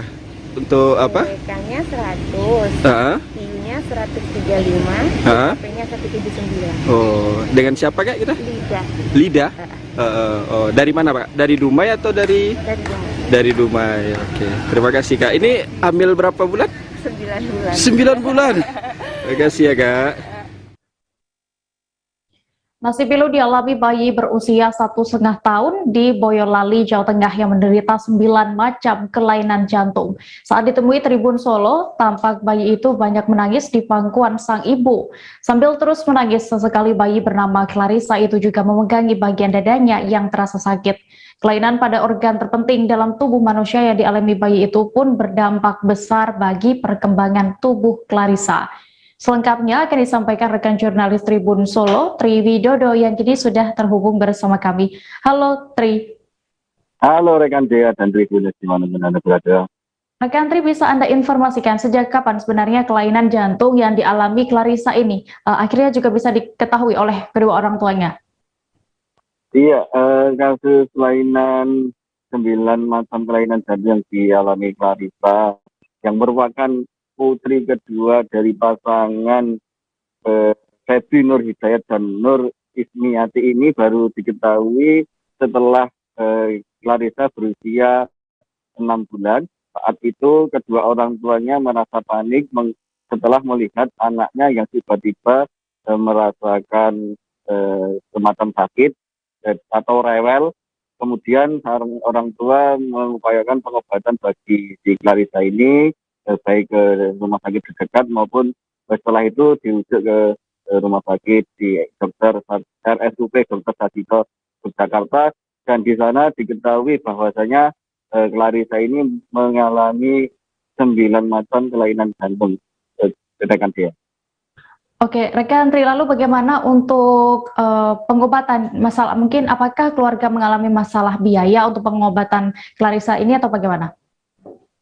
Iya, pada awal pengobatan sebenarnya keluarga tidak mengalami masalah biaya, mengingat sang bapak atau sang ayah ini merupakan seorang buruh pabrik dan sudah ditanggung oleh Badan Penjamin Jaminan Sosial, sehingga untuk biaya pengobatannya sendiri bisa ditanggung oleh BPJS. Namun itu tidak sepenuhnya, mengingat jarak dari Boyolali ke Yogyakarta juga membutuhkan biaya, serta terkadang dari rumah sakit tidak ada, atau dari di vaskes itu tidak menyediakan obat yang khusus untuk diberikan kepada Clarissa tersebut, sehingga orang tua harus mengeluarkan biaya paling tidak 600.000 untuk sekali berobat.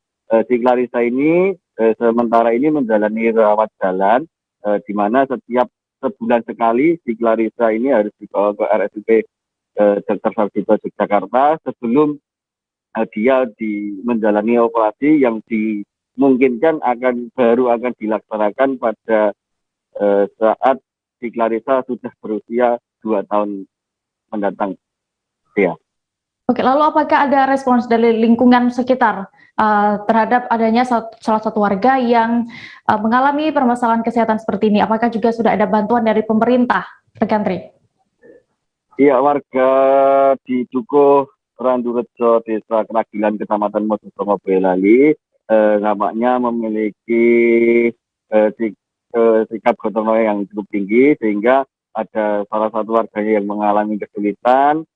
Secara otomatis ala kadarnya para tenaga juga memberikan bantuan sebisa mungkin yang dibutuhkan untuk Dek Clarissa ini.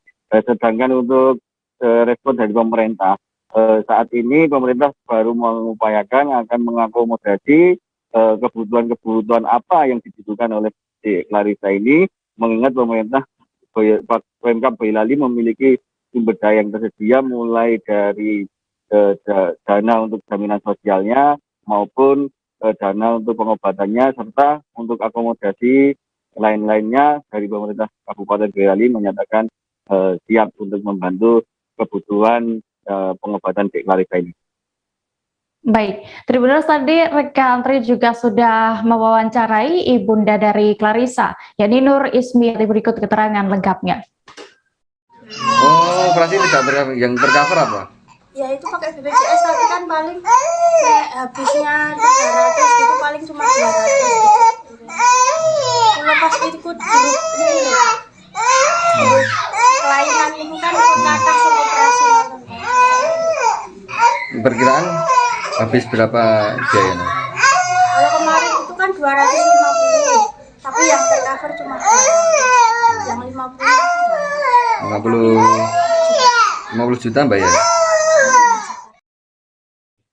Informasi tadi sekaligus menutup perjumpaan kita dalam live update siang ini, Tribuners. Jangan lupa untuk terus memperbaharui kabar terupdate lainnya di seluruh kanal YouTube Tribun Network. Dan juga Tribuners, lantaran masih di tengah pandemi, kami kembali mengingatkan kepada Anda untuk selalu menerapkan protokol kesehatan dimanapun berada. Mewakili kru yang bertugas, saya Diamita pamit. Terima kasih dan sampai jumpa. Oke, apa kabar Bang Ariski di sini untuk strateginya? Jangan lupa like, subscribe, dan share ya.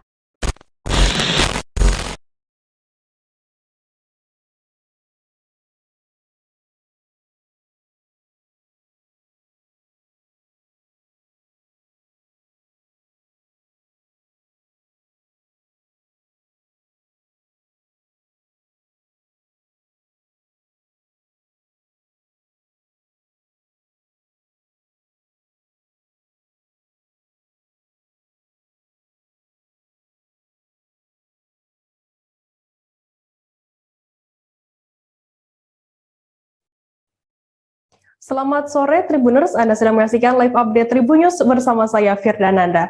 Sore ini akan kami sajikan informasi menarik untuk dilaporkan secara langsung oleh reporter kami di lapangan. Dan inilah live update selengkapnya.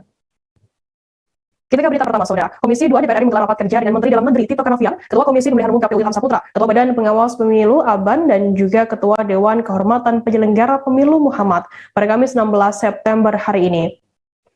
Rapat tersebut mengagendakan pembahasan persiapan dan kesiapan pelaksanaan pemilu serentak tahun 2024 nanti. Terkait informasi lebih lengkapnya akan disampaikan oleh rekan wartawan kami dari tribunnews.com. Ada Hairul Umam yang saat ini sudah tersambung bersama kami. Halo Umam, selamat sore. Selamat sore rekan Firda. Umam, bisa Anda jelaskan bagaimana jalannya rapat kerja Komisi 2 DPR RI hari ini?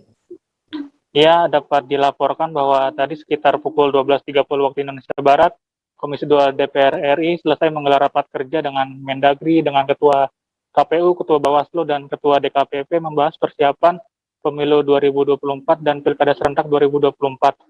Nah, sebenarnya rapat pada hari ini akan menetapkan jadwal pemilu dan Pilkada serentak 2024, namun dalam rapat tadi terdapat dua rancangan usulan yang berbeda antara pemerintah yang diwakili oleh Mendagri dan juga KPU. Lantas Umam, bagaimana Komisi 2 DPR RI ini menyikapi perbedaan tersebut? Nah, tadi disampaikan bahwa Mendagri mengusulkan jadwal pemilu ini digelar pada bulan April atau Mei 2024. Sementara KPU sendiri mengusulkan hari pemungutan suara pemilu ini digelar pada 21 Februari 2024. Nah, untuk jadwal Pilkada serentak 2024 sendiri, pemerintah menyetujui usulan dari KPU, yaitu digelar pada 27 November 2024. Menyikapi dua usulan yang berbeda ini, tadi Ketua Komisi 2 DPR RI Ahmad Doli Kurnia Tanjung menyatakan bahwa masih dibutuhkan untuk mengeksersis kembali untuk mensinkronisasi dua usulan yang berbeda ini, sehingga penetapan jadwal pemilu yang tadinya bakal digelar hari ini dilakukan dan menurut rencana akan ditetapkan sebelum sidang DPR RI berakhir atau paling lama di awal bulan Oktober 2021 mendatang. Lantas adakah isu lain yang berkembang pada rapat hari ini? Tadi berkembang juga ada beberapa isu ya. Mendagri tadi menyoroti anggaran yang diajukan oleh Komisi Pemilihan Umum sebesar 86 triliun untuk menggelar pemilu 2024. Mendagri Tito Karnavian meminta KPU untuk mempertimbangkan efisiensi karena negara juga hari ini membutuhkan dana besar untuk memulihkan ekonomi nasional akibat pandemi COVID-19. Selain itu juga tadi berkembang KPU mengusulkan perpanjangan masa kampanye dari 4 bulan menjadi 7 bulan. Nah, ini juga disoroti oleh pimpinan Komisi 2 ya, mempertimbangkan aspek kesehatan di masa pandemi COVID-19. Baik, terima kasih rekan wartawan dari tribunnews.com Hairul Muhammad atas laporannya. Selamat bertugas kembali. Tribuners, kita beralih ke informasi selanjutnya. Rumah kediaman pilot Rimbun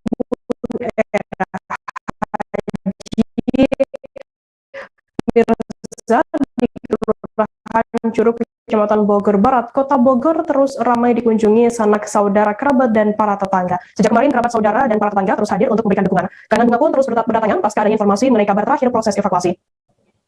Terkait informasi lebih detailnya sudah bergabung bersama kami wartawan dari Tribunnews Bogor, ada Lingga Arfian yang akan memberikan laporannya langsung dari Bogor sana. Halo Lingga. Iya Firda. Lingga, bisa Anda jelaskan bagaimana pantauan terakhir suasana di kediaman pilot Air Kapten Mirza ini sejak kemarin hingga hari ini? Ya Firda dan rekan-rekan Tribuners, sejak kemarin kami dari awak media di Kota Bogor melakukan pemantauan di rumah kediaman Kapten Mirza yang merupakan pilot dari Rimbun Air. Kedatangan kami melakukan konfirmasi ataupun mencari keterangan terkait adanya informasi mengenai hilang kontaknya pesawat Rimbun Air yang terbang dari Bandara Nabire ke Sugapa. Kemarin memang sejak kemarin keluarga melakukan untuk mencari informasi seperti itu, namun baru dapat kabar sekitar malam tadi. Jadi juga kami sempat melakukan kunjungan ke rumahnya dan pihak keluarga mengatakan bahwa pihak keluarga sudah mendapatkan informasi pasti ataupun informasi resmi. Sejak kemarin memang rumah kediaman Kapten Mirza ini ramai dikunjungi sanak saudara maupun kerabat dan tetangga yang datang memberikan support dukungan. Dan juga berbagai karangan bunga juga tiba di kediaman Kapten Mirza di kawasan Kelurahan Curug, tepatnya di Kota Bogor, Kecamatan Bogor Barat. Seperti itu, Firda. Lingga, mungkin bisa Anda jelaskan kapan keluarga ini kontak terakhir dengan Kapten Mirza sebelum terjadi peristiwa pesawat hilang kontak ini?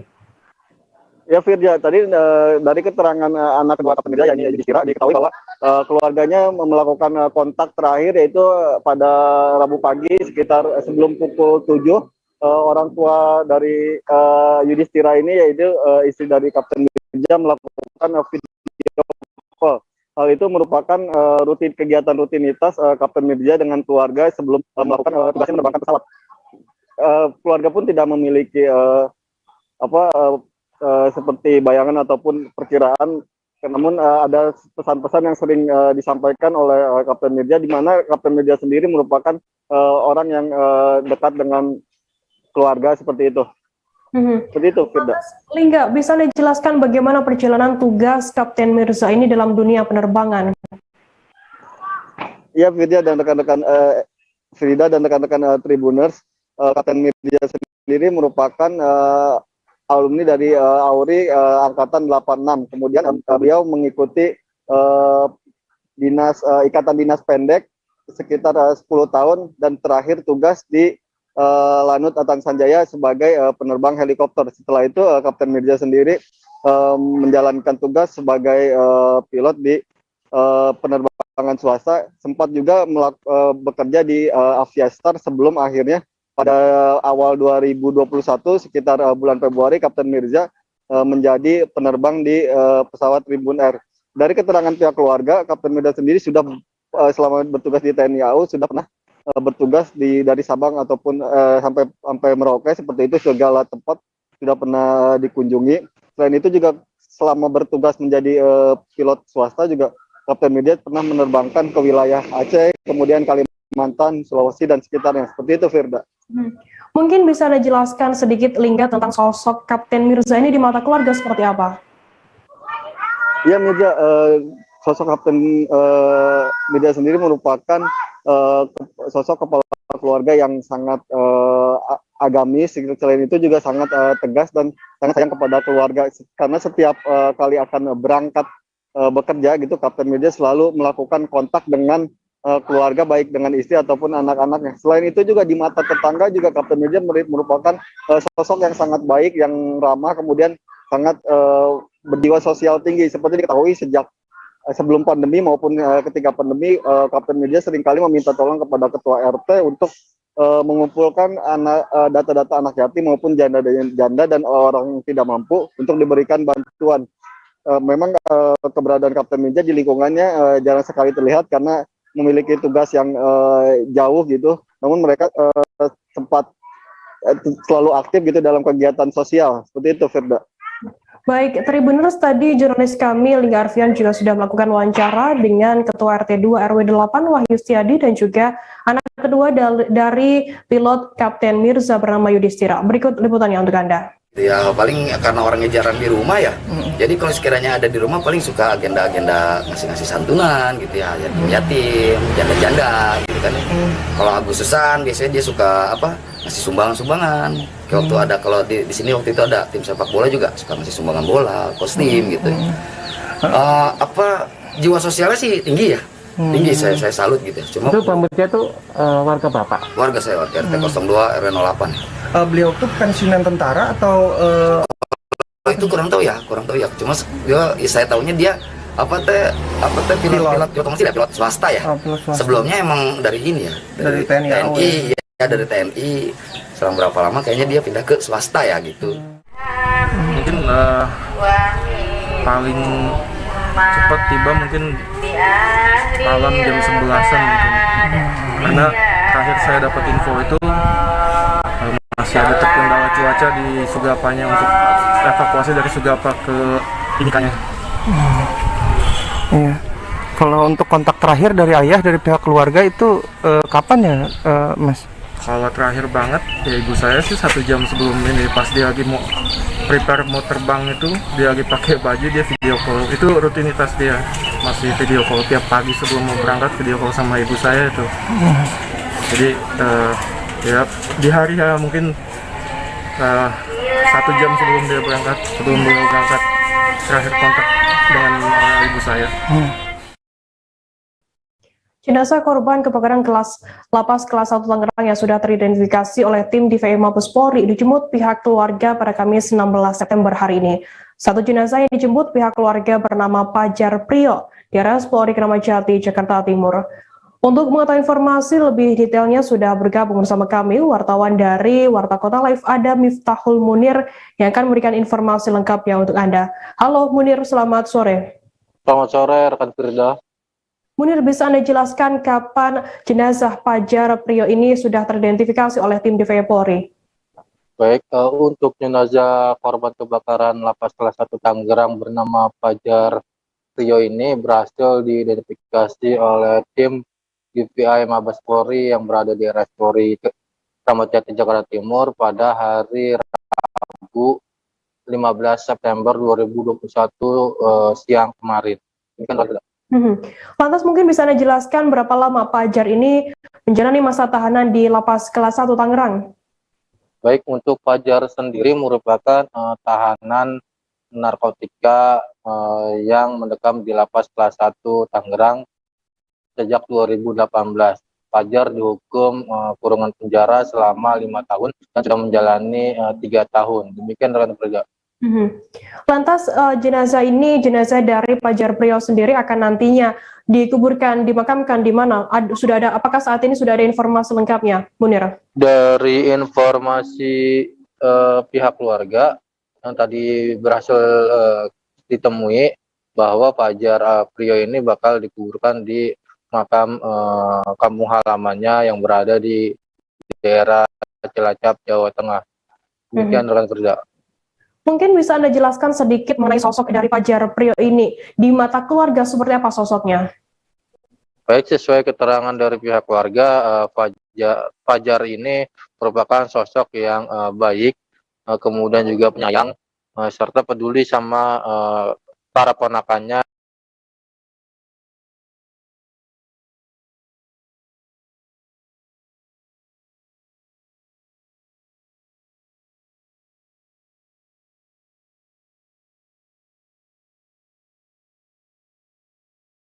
Yang usianya jauh di bawah Fajar, sehingga pihak keluarga ataupun keponakannya sendiri merasa kehilangan dengan kepergian Fajar Priyo untuk selama-lamanya karena menjadi korban kebakaran Lapas Kelas 1 Tangerang. Demikian rekan Firda.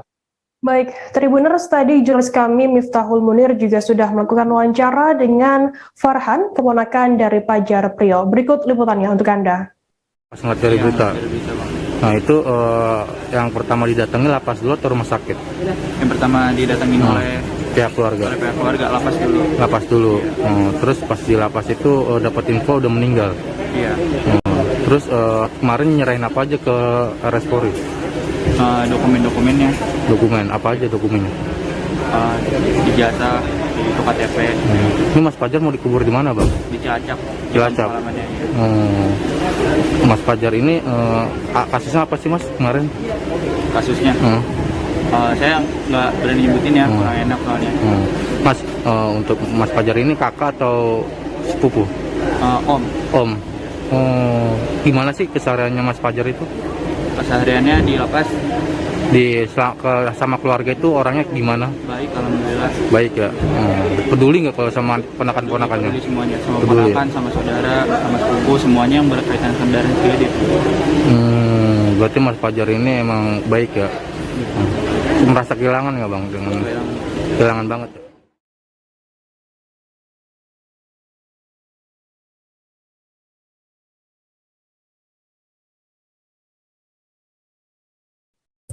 Tribuners, seusai jeda kami akan kembali dengan informasi menarik lainnya, tetap di Live Update.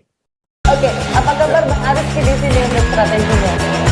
Kalau saya sendiri di Gimik 37 ini yang semalam baru mulai, saya udah sebenarnya aku nggak ngerasa itu penangkapan atau penggerbegan atau apapun itu, karena gini loh, posisinya aku kriteria. Jadi kita mengenal disebut dengan stroke yang tidak berdarah dengan stroke yang berdarah. Stroke yang tidak berdarah itu biasanya ditandai dengan adanya penyumbatan. Kalau itu penyumbatan di sini mungkin pikirnya tidak ke situ kali ya, tapi kalau di Korea atau di Kamboja itu ada beberapa paper yang saya itu Mas, ya dulunya tukang koran. Oh gitu ya. Tukang koran. Ya saya baca ya Pak. Tuh kan pernah baca kan? Ya. Jadi kalau saya jadi tanggal itu udah bersyukur banget. Si anak ini dijadikan sebagai tersangka begitu. Ya kalau ini kita bicara yang di luar kasus Situbondo ya. Dengan nama hujan shower, di mana terdapat batas jelas antara daerah hujan dan tidak hujan yang biasanya terjadi pada fase awal mature stage atau tahap. Jadi mulai artinya terjadinya perlembekan. Nah itu untuk penetrasi kasus ini. Dok saya ini menurut saya memang tidak mudah, bukan urusan tanah diambil. Kalau Amerika Serikat sekarang. Rasulullah mengatakan dalam sebuah hadis bahwa berpuasa di 6 hari Syawal itu.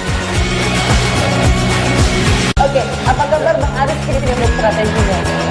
Kalau Saya sendiri di Gimik 37 ini yang semalam baru mulai, saya udah Sebenarnya aku nggak ngerasa itu penangkapan atau penggerebekan atau apapun itu. Karena gitu, posisinya aku kriteria.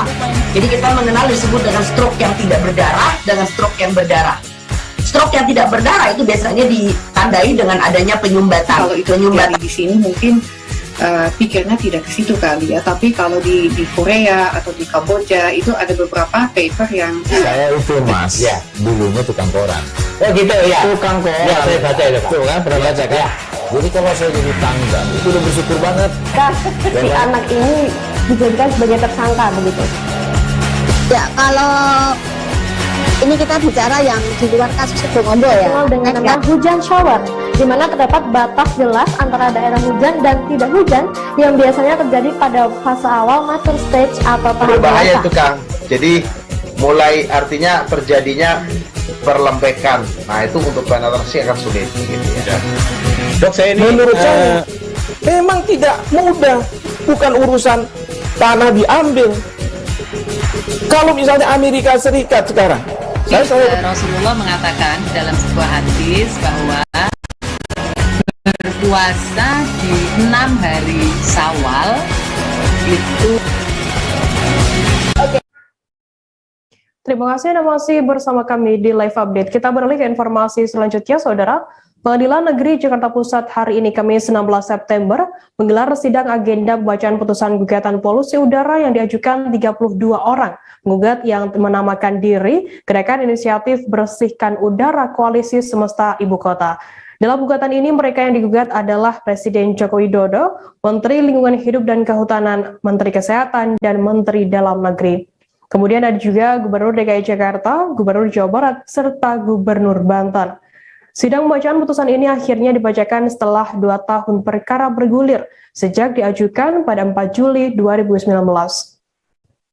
Untuk mengetahui informasi lebih detailnya sudah bergabung bersama kami wartawan dari tribunnews.com ada Danang Fiatmojo yang akan memberikan informasi lengkapnya untuk Anda. Terima kasih. Halo Danang, selamat sore. Halo rekan Firda. Ya. Danang, bisa dijelaskan bagaimana putusan gugatan polusi udara yang digelar pada hari ini? Ya, hari ini Pengadilan Negeri Jakarta Pusat menggelar sidang agenda putusan. Majelis Hakim tadi memutus mengabulkan sebagian gugatan perkara nomor 374 terkait polusi udara yang diajukan oleh Koalisi Ibu Kota. Dalam amar putusannya, Hakim menyatakan pemerintah selaku tergugat, yaitu Presiden RI, Menteri Lingkungan Hidup, Menteri Dalam Negeri, Menteri Kesehatan, dan Gubernur DKI Jakarta, serta 2 pihak tergugat, yakni Gubernur Banten dan Gubernur Jawa Barat, dinyatakan melakukan perbuatan melawan hukum. Hakim menyatakan para tergugat sudah lalai memenuhi kewajiban atas terpeliharanya udara bersih dan sehat bagi masyarakat. Para tergugat dinyatakan melanggar pasal Undang-Undang Nomor 32 Tahun 2009 tentang perlindungan dan pengelolaan lingkungan hidup. Demikian rekan Firda. Lantas apa saja poin-poin sanksi yang dijatuhkan Hakim kepada para tergugat ini?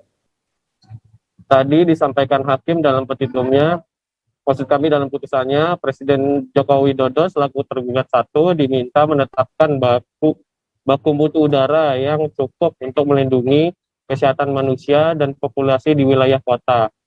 Gubernur DKI Jakarta saat ini Anies Baswedan selaku tergugat 5 diminta untuk melakukan uji emisi kendaraan secara berkala serta mengevaluasi ambang batas emisi gas buang terhadap kendaraan bermotor lama.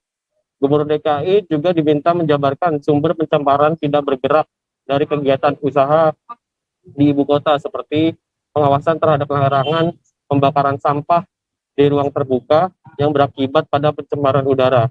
Hakim juga meminta pelanggaran pencemaran udara dijatuhi sanksi. Gubernur DKI juga diminta menginformasikan evaluasi, pengawasan, dan penjatuhan sanksi yang berkaitan dengan pengendalian pencemaran udara pada masyarakat luas. Lantas Danang, bisa Anda jelaskan apa sebetulnya permintaan Koalisi Ibu Kota polusi udara di DKI Jakarta? Ya, gugatan Koalisi Warga Ibu Kota ini berangkat dari data alat pemantau kualitas udara di Jakarta. Berdasarkan data, konsentrasi rata-rata tahunan untuk parameter ozon, PM10, dan PM2.5 selalu melebihi ambang batas normal. pada bulan Januari hingga Oktober 2018 misalnya, warga Jakarta Pusat menghirup udara tidak sehat selama 206 hari. Kemudian sedangkan di Jakarta Selatan, total hari dengan kualitas udara yang terburuk berlangsung selama 222 hari. Padahal merujuk pada Organisasi Kesehatan Dunia atau WHO, ambang batas aman udara yang dihirup manusia untuk PM 2.5 adalah 22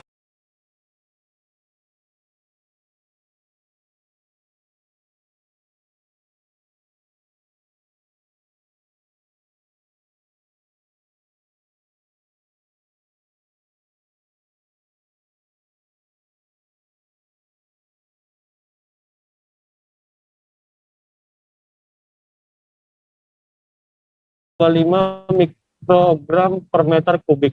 Demikian. Dan lantas bagaimana tanggapan dari pihak penggugat seusai gugatan mereka dikabulkan oleh hakim?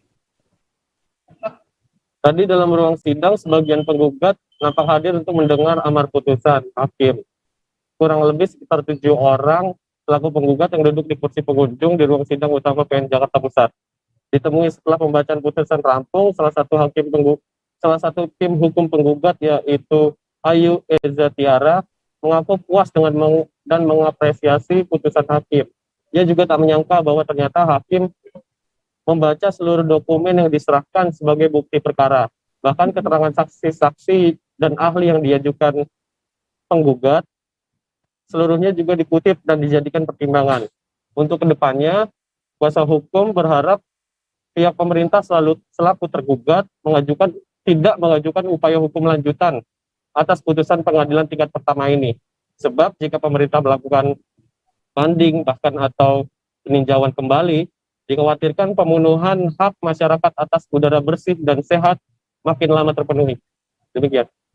Baik, Tribuners, tadi jurnalis kami juga melakukan wawancara dengan salah satu tim hukum penggugat bernama Ayu Eza Tiara. Berikut liputannya untuk Anda. Kita puas atau tidak, ya kami juga sangat mengapresiasi putusan dari hakim, karena hakim ternyata membaca seluruh dokumen kami, bahkan saksi-saksi dan ahli-ahli kami semuanya dikutip. Tidak ada kutipan yang dihadirkan dari pihak lawan ya. Jadi kami sangat mengapresiasi kinerja hakim walaupun agak lama, tapi kita percaya itu adalah bentuk dari kehati-hatian hakim. Dan tinggal ke depannya, ini kan tingkat pengadilan negeri ya, kita berharap sih turut tergugat dan para tergugat tidak mengajukan banding. Kenapa? Karena tingkat pengadilan aja itu kita memakan 2 tahun. Nanti kalau banding, bahkan hingga peninjauan kembali yang biasa dilakukan oleh para pihak yang kalah ya, itu pasti akan memperlambat sih proses pemenuhan hak atas udara yang bersih dan sehat. Dengan adanya putusan yang sudah jelas seperti ini, kami berharap yuk kita sama-sama fokus dalam mengatasi pencemaran udara. Dan kami juga tim advokasi dari awal sudah sampaikan bahwa kita bersedia berpartisipasi bekerja sama dengan pemerintah, memberikan hasil kajian kami untuk kepentingan warga Jakarta. Tim Satgas Komisi Pemberantasan Korupsi KPK melakukan operasi tangkap tangan di Kalimantan Selatan pada Rabu 15 September kemarin. Pelaksana tugas juru bicara KPK Ali Fikri menerangkan Sambaliung Budi mengakui pelaku berinisial HK, usia 15 tahun, mengakui bahwa mereka memang melakukan pesta miras. Sebelumnya HK sendiri yang memberikan ciu ini mengakui bahwa ini adalah minuman ciu kepada teman-temannya. Kemudian setelah rilis dari Polres Berau kemarin, Kapolres Berau AKBP Anggoro Wicaksono menjelaskan bahwa ciu tersebut merupakan campuran air mineral dan juga hand sanitizer yang HK bawa sendiri dari tempat kerjanya. Seperti itu ya. Berarti pelaku ini sendiri memang sengaja memberikan cairan hand sanitizer yang dicampur dengan air kepada para korbannya begitu? Benar sekali rekan Firda. Asli nekat ini ternyata memang dilatar belakangi oleh rasa sakit hati HK karena lantaran selama 5 bulan lamanya dirinya kerap dipalak atau harus memberikan uangnya secara paksa setelah kerja kepada rekan-rekan ini. Jadi motif awalnya mereka HK hanya ingin membuat kawanannya sakit perut saja. Kemudian ya. Setelah itu HK mengakui perbuatannya, lalu didukung dengan alat bukti dan kesaksian saksi yang melihat, dan HK sendiri diketahui telah merencanakan aksinya ini tersebut. Tapi Polres Berau belum bisa menetapkan bahwa kasus ini sebagai pembunuhan berencana. Lantas Renata, berapa banyak orang yang saat itu sedang berpesta miras begitu, dan saat ini berapa korban yang meninggal dunia akibat miras oplosan yang ternyata adalah hand sanitizer yang dicampur dengan air mineral ini? Total korban yang meninggal saat ini sudah mencapai 5 orang dan masih ada sisa 1 yang yakni PT usia 20 tahun yang saat ini menjalani perawatan di Rumah Sakit Abdul Rifai. Berarti saat itu ada sebanyak 7 orang termasuk juga pelaku yang ikut dalam pesta miras oplosan ini, dan 5 orang saat ini meninggal dunia dan juga 1 orang saat ini sedang menjalani perawatan begitu. Untuk hukumannya sendiri, apakah saat ini sudah ada hukuman yang ditetapkan kepada pelaku sendiri, Renata? Baik, pelaku disangkakan pasal 204 ayat 2 KUHP karena perbuatannya menyebabkan orang meninggal dunia dengan ancaman pidana seumur hidup atau pidana penjara paling lama 20 tahun. Tetapi karena pelaku sendiri masih di bawah umur, Polres Berau akan menerapkan aturan tersendiri terhadap anak yang berhadapan dengan hukum. Seperti itu. Lantas bagaimana untuk proses selanjutnya atas kasus yang menjerat pelaku ini, mengingat pelaku ini masih di bawah umur begitu, Renata? Saat ini Polres Berau akan melakukan penyidikan lagi. Tetapi hal ini sudah didengar oleh Unit Pelaksana Teknis Daerah Perlindungan Perempuan dan Anak, dan mereka masih menunggu Polres Berau untuk pendampingan pelaku. Karena sesuai dengan pengakuan Kepala UPTD PPA Berau sendiri, Yusran, mengakui bahwa usia HK masih harus mendapatkan hak perlindungan anak dan memerlukan terapi kejiwaannya. Begitu rekan Firda. Baik, Tribuners, tadi jurnalis kami Renata juga sudah melakukan wawancara dengan Kapolres Berau, AKBP Anggoro Wicaksono terkait hal ini. Berikut liputannya untuk Anda. Modus yang bersangkutan adalah mencampur minuman dengan hand sanitizer. Disajikan kepada para korban itu tadi, yang mana ini dia lakukan dengan latar belakang karena sakit hati. Karena si tersangka ini selama ini berdasarkan hasil penyelidikan sementara sering dipalak, dimintain uang sama si korban-korban ini.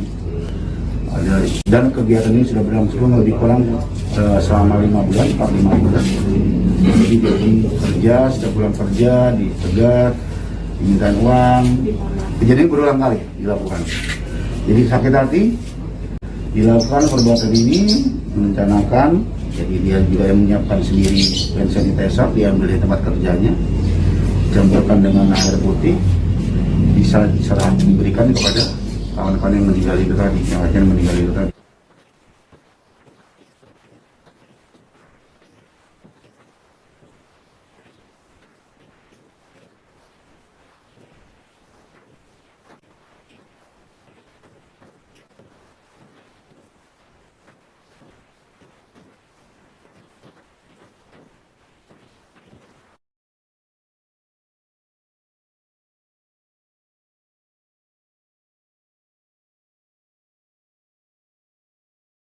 Oke, apa kabar Bang Arif di sini untuk strateginya?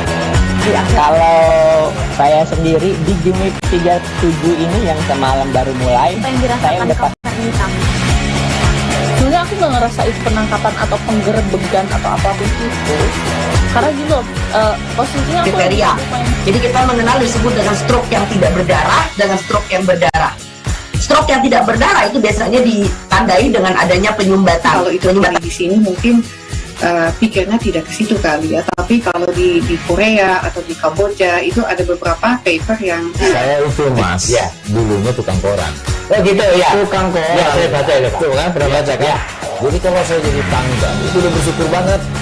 Si anak ini dijadikan sebagai tersangka begitu.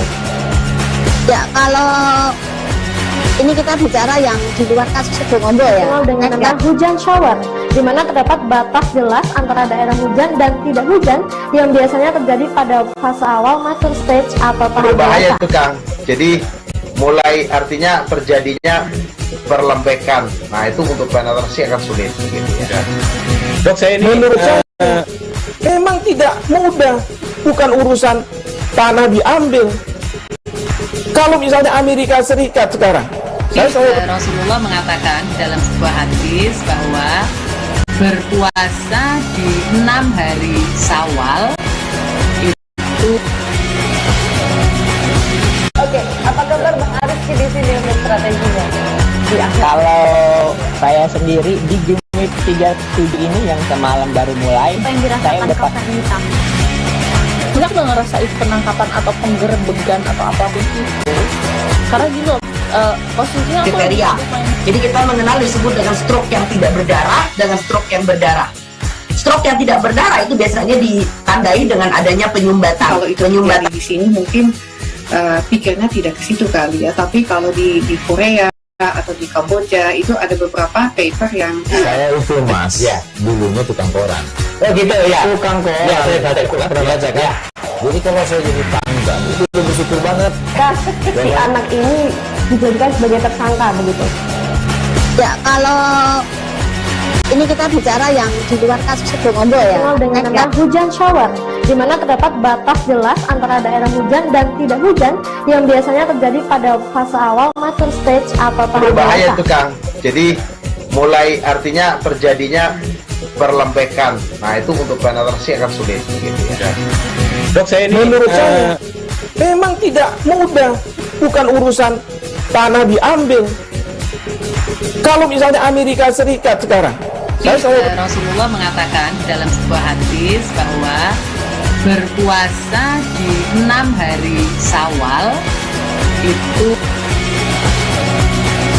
Oke, apa kabar Bang Arif di sini untuk strateginya? Kalau saya sendiri di Jumit 37 ini yang semalam baru mulai, saya udah sebenarnya aku nggak ngerasain penangkapan atau penggerebekan atau apapun itu. Karena gini loh, posisinya aku kriteria. Jadi kita mengenal disebut dengan stroke yang tidak berdarah dengan stroke yang berdarah. Stroke yang tidak berdarah itu biasanya ditandai dengan adanya penyumbatan. Kalau itu penyumbatan di sini mungkin pikirnya tidak ke situ kali ya. Tapi kalau di Korea atau di Kamboja itu ada beberapa paper yang saya itu mas, ya dulunya tukang. Masih bersama saya, Firana di Live Update. Kita beralih ke informasi selanjutnya, Saudara. Unit Reskrim Polsek Teluk Ambon mengirimkan berkas tahap 2 kasus pembunuhan di Jembatan Merah Putih dengan tersangka AP 21 tahun. AP diserahkan bersama barang bukti ke Jaksa Penuntut Umum di kantor Kejaksaan Negeri Ambon pada Kamis 16 September pagi. Sebelumnya, Satuan Reserse Kriminal Polresta Pulau Ambon dan Pulau-Pulau Lease menangkap 2 pelaku pembunuhan Firman alias Latole yang jasadnya ditemukan di bawah Jembatan Merah Putih pada Kamis 19 Agustus lalu. Kedua pelaku yang berinisial AP 21 tahun dan RB 16 tahun ditangkap pihak kepolisian di Negeri Set, Kecamatan Leihitu pada Jumat 20 Agustus. Terkait informasi lebih lengkapnya akan disampaikan oleh rekan wartawan kami dari Tribun Ambon, ada Alvin Risanto yang saat ini sudah tersambung bersama kami. Halo Alvin, selamat sore. Halo rekan Fira, selamat sore. Alvin, bisa Anda jelaskan bagaimana jalannya proses tahap 2 tersangka AP ini? Iya, baik rekan Fira, baik Tribuners. Proses jalannya tahap 2 dari tersangka AP ini berjalan aman dan lancar dan aman. Sekitar tadi pantauan saya di Kejaksaan di Pengadilan Negeri Ambon maksud saya pada pukul 10 waktu Indonesia Timur, AP ini dibawa dengan dikawal ketat oleh aparat kepolisian unit reskrim Polsek Teluk Ambon, dan setelah sampai di sana AP langsung dijumpai oleh jaksa untuk melakukan penyerahan proses tahap 2 tersangka AP ini. Begitu rekan Firda. Alvin, lantas bisa dijelaskan kapan proses sidang dari tersangka AP ini berlangsung begitu? Ya, baik rekan Firda, proses sidang ini berlangsung setelah diterima berkasnya oleh jaksa. Sidang yang akan digelar oleh jaksa ini dilakukan nanti hari Senin besok untuk kasus pidana AP. Begitu rekan Firda. Untuk tersangka RB sendiri, bagaimana jalannya proses hukum untuk tersangka RB? Ya, untuk diketahui untuk rekan RB pada 1 minggu yang lalu sudah dilakukan tahap 2 dan proses sidangnya sudah berlangsung di Kabupaten Ambon, dan RB saat ini sudah dituntut oleh majelis hakim dengan hukuman 6 tahun penjara. Tuntutan ini lebih ringan dikarenakan RB sendiri masih di bawah umur, dan keluarga korban juga sudah melakukan pertemuan dengan orang tua dari pelaku RB dan sudah saling bermaafan, dan itu membuat hakim memutuskan tuntutan RB sendiri dengan 6 tahun penjara. Hukuman ini terbilang ringan dari tuntutan awalnya 20 tahun penjara. Begitu rekan Firda. Dan silakan. Ya, untuk AP sendiri, orang tua dari pihak korban belum juga memaafkan AP, dan orang tua korban ingin AP dihukum seberat-berat mungkin, karena diketahui AP ini merupakan dalang dari pembunuhan anaknya Firman Latole ini yang dibawa JMP tersebut. AP yang memukul korban dan menyuruh RB untuk melakukan pelemparan ke bawah JMP. Begitu rekan Firda. Alvin, mungkin bisa Anda ceritakan sedikit mengenai penemuan kasus penemuan mayat dari Firman sendiri, bagaimana informasi lengkapnya? Ya, penemuan mayat sendiri ini berlangsung pada tanggal 18 Agustus 2021 itu, pada saat malam ketiga pelaku ini pergi ke salah satu penginapan di Kota Ambon melakukan minum keras di sana, dan sempat terjadi cekcok mulut antara pelaku AP, RB, dan juga korban Firman Latole, di mana korban Firman Latole ini almarhum, dia sempat menyinggung perasaan korban AP bahwa tingkahnya seperti anak kecil yang baru pertama kali masuk ke dalam penginapan, sehingga membuat AP merasa tersinggung. Itu yang menjadi awal mula percecokan ini di kamar penginapan tersebut, dimulai sambil minum keras.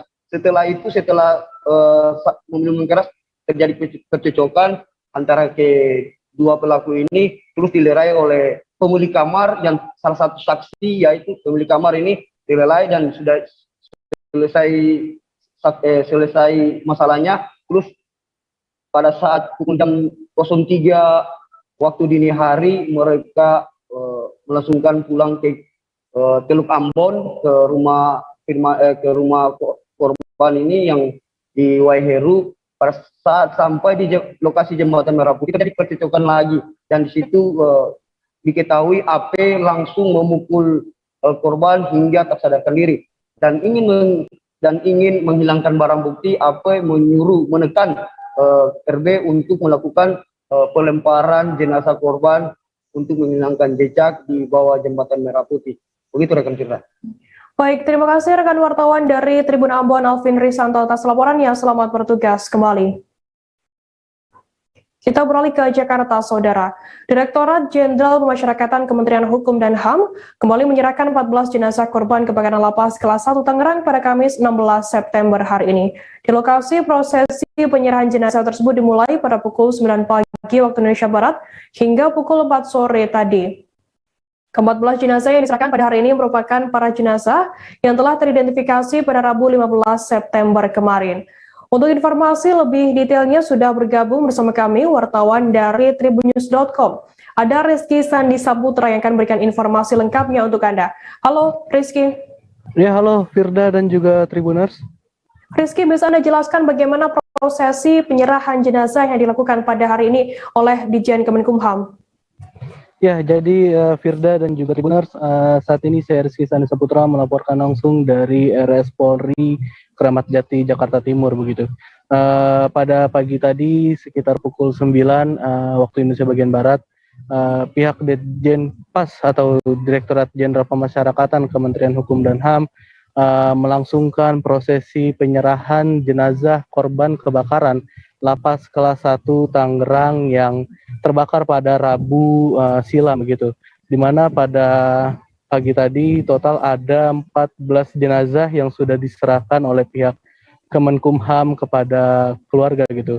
Suasana haru pasti menyelimuti ruangan forensik, kedokteran forensik tempat para jenazah tersebut diidentifikasi berdasarkan data antemortem atau data selama dia hidup gitu, bahkan data postmortem atau data yang ditemui pihak kedokteran forensik atau DVI Mabes Polri, DVI RS Polri saat jenazah terbakar gitu, pasca jenazah terbakar begitu, Firda. Lantas 14 jenazah yang diserahkan pada hari ini, siapa saja? Identitasnya bisa Anda jelaskan mungkin? Ya, jadi Firda, keseluruhan jenazah yang diserahkan pada hari ini merujuk pada temuan atau berhasillah teridentifikasi seluruh identitas jenazah korban kebakaran lapas pada Rabu kemarin begitu.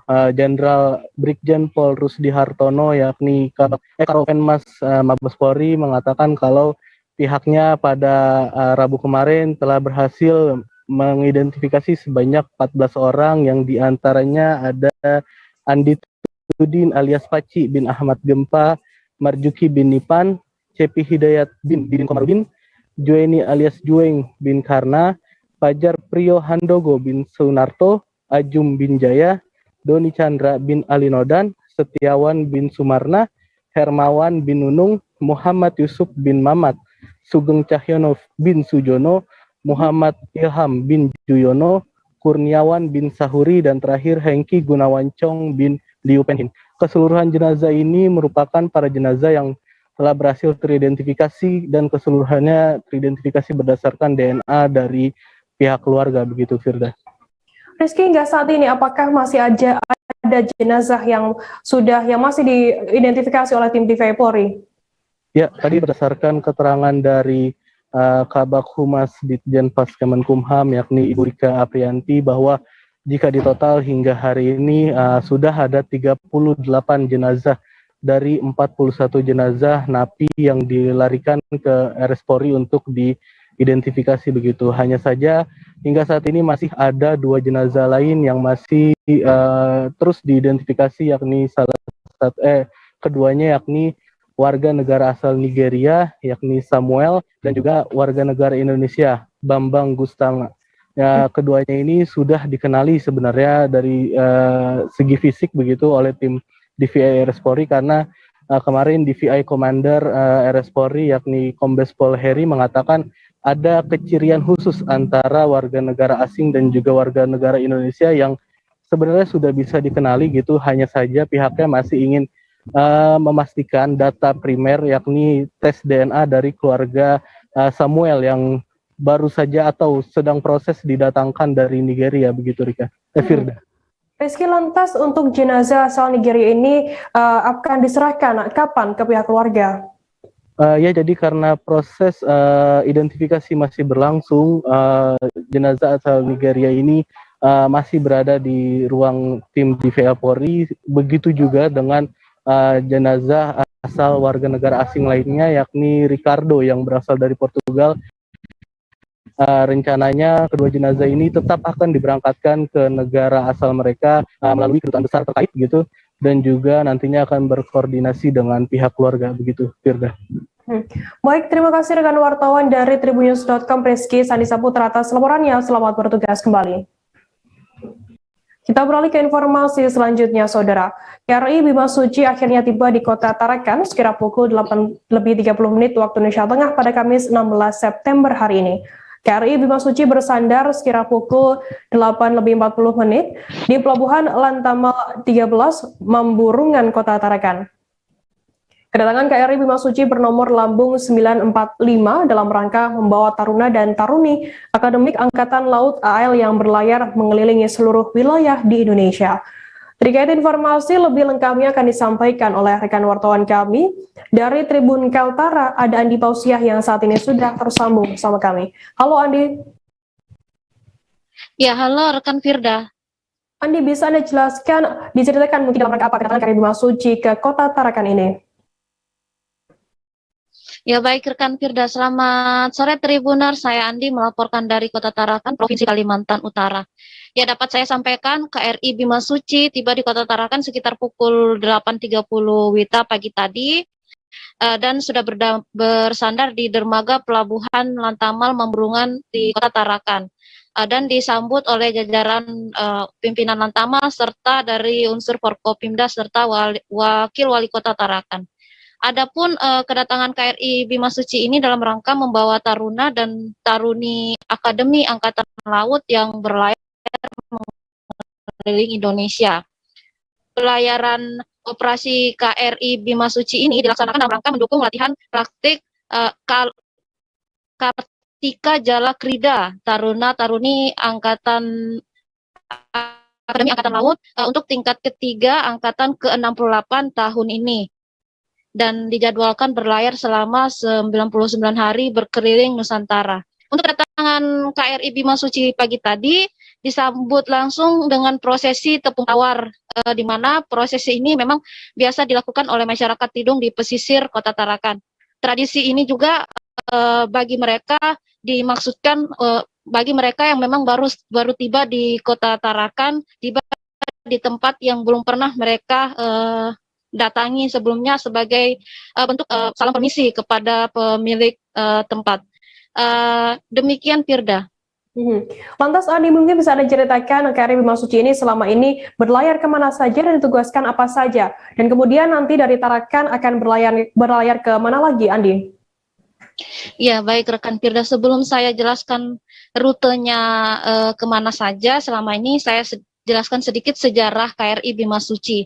KRI Bima Suci bernomor lambung 945 ini mulai dibuat di tahun 2016 lalu di galangan kapal Freyr Shipyard di Vigo, Spanyol, dan diluncurkan atau dilaunching pada tanggal 18 September 2017 lalu. KRI Bima Suci memiliki panjang sekitar 111,20 meter dengan lebar sekitar 13,65 meter dan memiliki kecepatan 12 knot dengan mesin dan 15 knot dengan layar.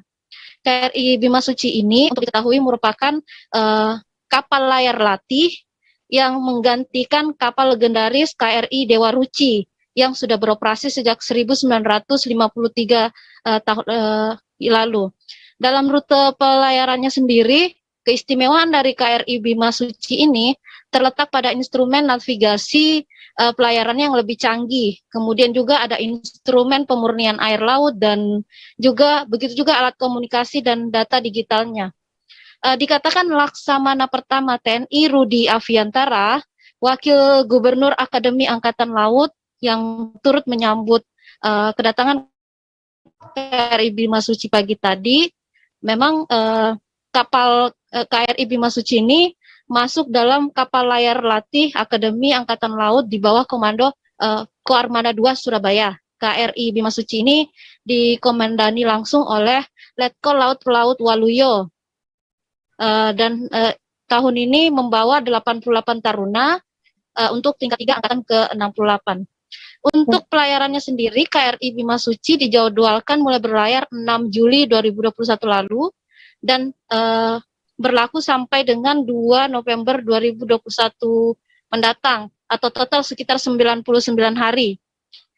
Sedikitnya ada sekitar 13 destinasi yang akan disinggahi dalam rute pelayaran untuk tahun ini. Di antaranya mulai berangkat dari Surabaya, kemudian Labuan Bajo, dilanjutkan ke Tual, lalu ke Jayapura, kemudian ke Raja Ampat, Morotai, dan terakhir kemarin bersandar di Kabupaten Nunukan, Provinsi Kaltara, tepatnya di Kecamatan Sebatik, dan hari ini tiba di Kota Tarakan. Demikian Firda. Selanjutnya, apakah masyarakat Tarakan diperbolehkan begitu untuk mengunjungi KRI Bima Suci yang saat ini sudah bersandar di Pelabuhan Lantamal Tarakan? Ya, memang untuk kedatangan KRI Bima Suci sendiri ini adalah yang kedua kalinya. Tahun lalu juga KRI Bima Suci datang di tahun 2020. Dan memang dikatakan Laksamana pertama TNI Rudi Aviantara, Wakil Gubernur Akademi Angkatan Laut. Untuk masyarakat umum sebenarnya masih menunggu dari instruksi pemerintah daerah. Dan juga melihat zona dari Kota Tarakan saat ini. Namun memang kondisi Tarakan saat ini masih masuk dalam PPKM level 4 sehingga dimungkinkan masih belum bisa dibuka untuk umum. Dan untuk Taruna KRI yang tiba di Tarakan hari ini, rencananya akan melaksanakan kunjungan dan tabur bunga ke makam pahlawan, kemudian kegiatan bakti sosial dan koktail party. Demikian, Firda. Baik, Tribuners, tadi jurnalis kami dari Tribun Kaltara Andi Pausia juga sudah melakukan wawancara dengan Laksamana Pertama TNI Rudi Aviantara dan juga Wakil Gubernur Akademi Angkatan Laut. Berikut liputannya untuk Anda. Jadi nama latihannya ini adalah latihan dan praktek Kartika Jalakrida. Jadi mengaplikasikan teori-teori yang sudah diberikan kepada taruna tingkat 3 di Akademi Angkatan Laut untuk dipraktekkan di kapal latih KRI Bimasuci. Kapal ini berlayar selama 99 hari ke depan. Tadi udah pertengahan nih. Dari mulai Surabaya, Labuan Bajo, Tual, Jayapura, Raja Ampat, Morotai, Batik kemarin, sekarang Tarakan, nanti kemudian ke Ranai, Sabang, Nias, Cilacap, Bali, baru kembali ke Surabaya. Mulai tanggal 26 November sampai 26 Juli sampai 2 November 2021. Jadi intinya untuk melaksanakan latihan untuk mengaplikasikan teori-teori yang sudah didapatkan bagi mereka. Ada berapa taruna ini? Jadi sekarang itu taruna tingkat 3 Akademi Angkatan Laut jumlahnya angkatan ke-68 jumlahnya 112. Yang mengikuti pelayaran inilah pelaut teknik elektro supply jumlah 89. Sisanya 23 orang taruna pos marinir juga sedang berlatih pelantikan komando sebagai dasar bagi pasukan marinir. Taruna juga mendapatkan pendidikan di Baluran ini Banyuwangi. Jadi secara bersamaan antara pos marinir, taruna pos marinir dengan non marinir sedang melaksanakan pendidikan pelatihan. KM Mila Utama keberangkatan Surabaya tujuan Banjarmasin bertabrakan dengan tongkang bermuatan batu bara. Diketahui tabrakan tersebut hanya berjarak 1 jam perjalanan dari Pelabuhan Trisakti Banjarmasin pada Rabu 15 September kemarin. Penumpang KM Mila Utama sontak panik saat insiden terjadi. Terkait informasi lebih lengkapnya akan disampaikan oleh rekan wartawan kami dari Banjarmasin Pos, ada Rahmadi yang saat ini sudah tersambung bersama kami. Halo Rahmadi. Halo, Tanda. Sama bisa Anda jelaskan apa penyebab tabrakan tersebut terjadi? Oke, baik, dapat saya laporkan. Tadi malam kira pukul 19.00 WITA telah terjadi tabrakan antara kapal KM Mila Utama dengan satu tongkang yang membawa batu bara. Nah, tabrakan itu terjadi di perairan Sungai Barito yang jaraknya sekira 1 jam dari Pelabuhan Trisakti menuju lokasi kejadian. Nah, menurut informasi itu, tabrakan tersebut terjadi karena salah satu kapal yang ada di perairan tersebut menabrak belakang tongkang yang membawa batu bara. Namun lebih pastinya saat ini pihak KSOP masih melakukan investigasi. Begitu, Firda. Lantas apakah ada dampak begitu kerusakan yang terjadi setelah adanya insiden tabrakan ini? Nah, dari pantauan di lapangan memang terjadi kerusakan pada bagian depan kapal, tepatnya pada sisi bawah. Nah, itu terlihat ada sobekan sekira 1,5 meter. Nah, di dalam kapal sendiri, tepatnya di area parkir truk barang, beberapa truk itu mengalami kerusakan karena setelah terjadi tabrakan terjadi pergeseran kendaraan-kendaraan tersebut. Ada yang depan yang kaca yang pecah, kemudian juga tang berdempetan dan juga penyok. Begitu, sudah. Lantas saat ini kondisi kapal setelah pasca tabrakan terjadi? Setelah dipantau kembali pagi tadi terakhir, kapal tersebut masih sandar di Pelabuhan Trisakti Banjarmasin. Nah, Sementara kapal tersebut tidak diperkenankan beroperasi karena masih dalam status pemeriksaan. Namun beruntungnya setelah tabrakan, kapal tersebut berhasil membawa para penumpang dan selamat sampai ke pelabuhan. Begitu kira. Apakah saat ini ada korban jiwa begitu setelah insiden tersebut, tabrakan tersebut terjadi, Ramadi? Sementara dari keterangan pihak Bandaran otoritas pelabuhan, korban jiwa tidak ada. Dan yang paling penting, tabrakan tersebut tidak sampai mengakibatkan pencemaran lingkungan. Baik, terima kasih. Tadi jurnalis kami juga sudah melakukan wawancara dengan sopir angkutan truk penumpang KM Mila Utama bernama Andi. Tribunus, berikut liputannya untuk Anda. Video saat benturan itu berasa kayak berasa gitar gitu Bang. Kita kencang kah gitarannya? Ya lumayan. Berapa kali Om? Hanya 3 kali rasanya Bang. Ada soalnya 3? kita kadang terkejut kan, jadi seolah-olah tuh kan mau apa ya, lihat orang lari ya mau lari juga. Oh, sempat panik berarti ya, Bang? Wah, memang katanya BK tenang aja bisa dikondisikan. Posisi siapa ini tadi? Tidur di atas. Udah atas juga. Ini terpin rusak kah? Di kamar. Kondisi truk gimana? Enggak, ini aman. Cuma yang parah paling atas, paling depan. Oh, yang paling depan ya? Yang depan geser ya? Seputaran ada 5 yang di depan, belum nih, yang di bawah belum. Belum lagi? Ini kan ada lantai bawah. Iya. Lantai bawahnya ada, cuma nggak kelihatan, belum dibuka. Yang depan pasti banyak yang banyak lah. Lebih dari 5 yang nyata. Selesai jeda, kami akan kembali dengan informasi menarik lainnya, tetap di Live Update. Oke, apa kabar Bang Ariski di sini untuk strateginya? Kalau saya sendiri di Jumit 37 ini yang semalam baru mulai, sebenarnya aku nggak ngerasain penangkapan atau penggerbegan atau apapun itu, karena gini loh, posisinya aku kriteria. Jadi kita mengenal disebut dengan stroke yang tidak berdarah dengan stroke yang berdarah. Stroke yang tidak berdarah itu biasanya ditandai dengan adanya penyumbatan. Kalau itu terjadi di sini mungkin pikirnya tidak ke situ kali ya, tapi kalau di Korea atau di Kamboja itu ada beberapa paper yang saya itu Mas, ya dulu tukang koran. Oh gitu ya, tukang koran. Ya saya baca ya, tuh kan pernah baca kan. Jadi kalau saya jadi tanggal itu udah bersyukur banget. Si anak ini dijadikan sebagai tersangka begitu. Ya, kalau ini kita bicara yang di luar kasus Situbondo ya, dengan nama hujan shower, di mana terdapat batas jelas antara daerah hujan dan tidak hujan yang biasanya terjadi pada fase awal mature stage atau tahap berbahaya dewasa. itu Kang. Jadi mulai artinya terjadinya perlembekan. Nah itu untuk penetrasi akan sulit gitu ya. Dok, saya ini menurut saya memang tidak mudah, bukan urusan tanah diambil.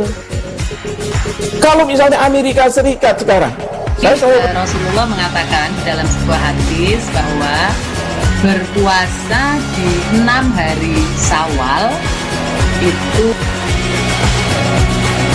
Oke, apa kabar Bang Ariski di sini untuk strateginya? Kalau saya sendiri di Jumit 37 ini yang semalam baru mulai, saya udah pasti. Sebenarnya aku nggak ngerasain penangkapan atau penggerbegan atau apapun itu, karena gini loh, posisinya aku kriteria. Jadi kita mengenal disebut dengan stroke yang tidak berdarah dengan stroke yang berdarah. Stroke yang tidak berdarah itu biasanya ditandai dengan adanya penyumbatan. Kalau itu terjadi di sini mungkin pikirnya tidak ke situ kali ya, tapi kalau di Korea atau di Kamboja itu ada beberapa paper yang saya itu Mas, ya dulunya tukang koran. Oh gitu ya, tukang koran. Ya saya baca ya, tuh kan pernah baca. Terima kasih Anda masih bersama kami di Live Update. Kita beralih ke informasi selanjutnya, Saudara. Jumlah warga terjebak banjir saat rekreasi di Sungai Latupa, Kecamatan Mungkajang, Kota Palopo, Sulawesi Selatan pada Rabu 15 September sore. Pengunjung diketahui berjumlah 15 orang, merupakan warga dari Kabupaten Luwu, Sulawesi Selatan. Untuk informasi lebih detailnya sudah bergabung bersama kami wartawan dari Tribun Timur, ada Arwin Ahmad yang akan memberikan informasi lengkapnya untuk Anda. Halo Arwin, selamat sore. Halo, Firda dan Tribuners. Arwin, bisa dijelaskan bagaimana kronologis jumlah pengunjung ini terjebak banjir di sana? Ya, baik, Firda dan Tribuners. Saya ingin melaporkan kejadian sejumlah warga atau pengunjung terjebak banjir di Permandian Latupa, Kelurahan Latupa, Kecamatan Kajang, Kota Klopo, Sulawesi Selatan. Itu kejadiannya pada Rabu 16 September kemarin, tepatnya di sore hari, di mana kronologisnya itu sekitar pukul 15 WITA atau pukul 3 sore, para pengunjung ini menuju ke Permandian Latupa. Melihat kondisi cuaca yang cerah, mereka kemudian menyeberangi sungai untuk mencari tempat yang lebih nyaman untuk piknik. Namun beberapa saat kemudian tiba-tiba air meluap dan keruh, volume air sungai naik dan mereka terjebak di seberang, dan sementara tidak ada akses lain untuk menyeberang kembali ke pemukiman. Mereka sempat terjebak hingga kurang lebih 2 jam sampai akhirnya regu penyelamat tiba. Regu penyelamat ini tiba berkat warga yang menghubungi pemerintah setempat atau pemerintah kecamatan setempat, kemudian pemerintah menghubungi regu penyelamat, dalam hal ini BPBD dan Damkar, Dinas Damkar. Seperti itu sementara. Arwin, mungkin bisa Anda jelaskan seperti apa proses evakuasi yang dilakukan oleh petugas dan warga sekitar di sana? Ya, evakuasi ini dilakukan dengan cara petugas menghubungkan tali pengaman dari sisi satu ke sisi seberang, kemudian para pengunjung ini dievakuasi satu persatu menyeberangi sungai yang volumenya sudah naik. Saya juga ingin menyampaikan bahwa di Kota Palopo memang saat ini cuaca tidak menentu. Seperti itu. Arwin, mungkin bisa Anda jelaskan bagaimana untuk kesaksian dari para pengunjung yang terjebak banjir di saat sedang berrekreasi ini? Ya, Firda. Para pengunjung ini awalnya rekreasi dalam rangka reuni sekolah. Mereka berjumlah 15 orang. Kemudian piknik di seberang sungai dan akhirnya tiba-tiba terjebak. Padahal kondisi cuaca saat itu tidak ada mendung atau masih cerah. Bisa diperkirakan terjadi hujan deras di hulu dan akhirnya membuat volume air ini naik. Baik, terima kasih rekan wartawan dari Tribun Timur Arwin Ahmad atas laporannya. Selamat bertugas kembali. Kita beralih ke informasi selanjutnya, Saudara. Kepala Dinas Kesehatan Kabupaten Sintang Hari Sintolino berhasil menyuntik vaksin kepada lebih dari 900 pelajar kurang dari 4 jam. Vaksinasi massal pelajar digelar di halaman SMPN 1 Sintang, Jalan Apang Semangai, Kelurahan Tanjung Puri, Kecamatan Sintang pada Kamis 16 September hari ini. Sinto mulai melakukan vaksinasi pada pukul 8:41 menit. Hingga pukul 11:43 menit waktu Indonesia Barat, total ada 926 pelajar yang sudah disuntik vaksin olehnya hanya dalam waktu 3 jam lebih 3 menit. Terkait informasi lebih lengkapnya akan disampaikan oleh rekan wartawan kami dari Tribun Pontianak, ada Agus Pujianto yang saat ini sudah tersambung bersama kami. Halo Agus. Halo Firda. Ya, Agus, bisa Anda jelaskan bagaimana pelaksanaan vaksinasi pelajar yang diselenggarakan di SMPN 1 Sintang ini? Baik Firda dan rekan Tribunus, dapat saya sampaikan bahwa tadi pagi sekitar pukul 8 sampai dengan pukul 11 siang telah dilaksanakan vaksinasi massal di SMPN 1 Sintang. Vaksinasi massal ini khusus untuk pelajar yang berusia 12 sampai dengan 17 tahun yang diselenggarakan langsung oleh Dinas Kesehatan Kabupaten Sintang menyikapi persiapan dan juga pembelajaran tatap muka terbatas di Kabupaten Sintang, Firda. Kemudian vaksinasi massal ini menyasar pelajar karena pada tanggal 1 September lalu di Kabupaten Sintang sudah dimulai pembelajaran tatap muka. Dan tadi pagi pelajar yang mengikuti vaksinasi itu sangat antusias gitu. Bahkan target 1000 vaksin itu hampir habis dan terakhir sudah mencapai 925 pelajar yang divaksin. Sudah. Lantas seperti apa informasinya vaksinasi 1000 pelajar ini dilakukan? Informasinya ada 1000 pelajar yang divaksin hanya satu vaksinator begitu, yakni Kepala Dinas Kesehatan Kabupaten Sintang. Dan apakah tujuan sebenarnya dan berapa target yang dicapai saat ini? Baik, Firda, dapat saya laporkan bahwa pelaksanaan 1000 vaksin untuk khusus pelajar itu dilakukan oleh satu orang vaksinator, yaitu Kepala Dinas Kesehatan Kabupaten Sintang, Haris Sintolino. Target terakhir 1000, namun yang dicapai kurang dari 1000 hanya 925 orang. Kemudian tujuan dari vaksinasi massal yang dilakukan oleh satu orang ini bukan untuk memecahkan rekor atau seperti apa, namun memberikan semangat, kemudian motivasi kepada para tenaga kesehatan lain yang melakukan vaksinator di beberapa kecamatan di Kabupaten Sintang. Firda. Lantas apa harapan dari Kepala Dinas Kesehatan Kabupaten Sintang sendiri setelah berhasil melakukan vaksinasi kepada 926 pelajar kurang dari 4 jam ini? Baik, Firda. Saya konfirmasi ke Kepala Dinas Kesehatan Kabupaten Sintang, Haris Sintolino. Beliau mengatakan bahwa Kabupaten Sintang ini sebenarnya sudah sangat siap untuk menyukseskan program vaksinasi pemerintah pusat. Hanya saja selama ini hambatannya bukan karena kurangnya tenaga vaksinator, namun lebih kepada kurangnya distribusi vaksin dari pusat ke daerah. Demikian, Firda. Baik, terima kasih. Baik, Tribuners, tadi jurnalis kami juga sudah melakukan wawancara dengan Kepala Dinas Kesehatan Kabupaten Sintang, Haris Sintolino. Berikut liputannya untuk Anda. Nah, kegiatan hari ini dilakukan oleh satu orang vaksinator.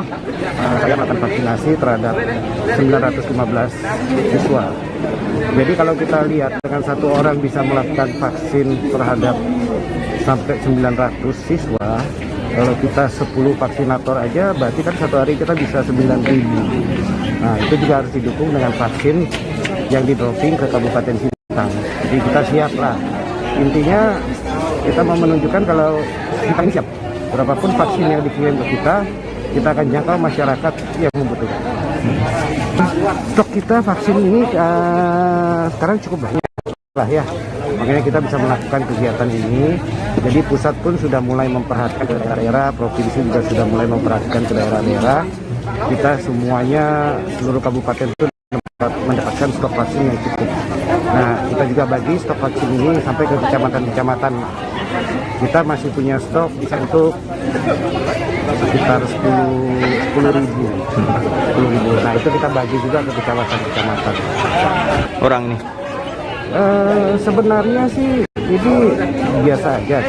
Saya mau memberikan semangat seluruh teman-teman di puskesmas bahwa bukan cuma teman-teman di puskesmas saja yang capek melakukan vaksinasi, bukan juga teman-teman Polres, bukan juga teman-teman di TNI, tapi kita semua kita berusaha supaya mensukseskan vaksinasi dengan target minimal 80%.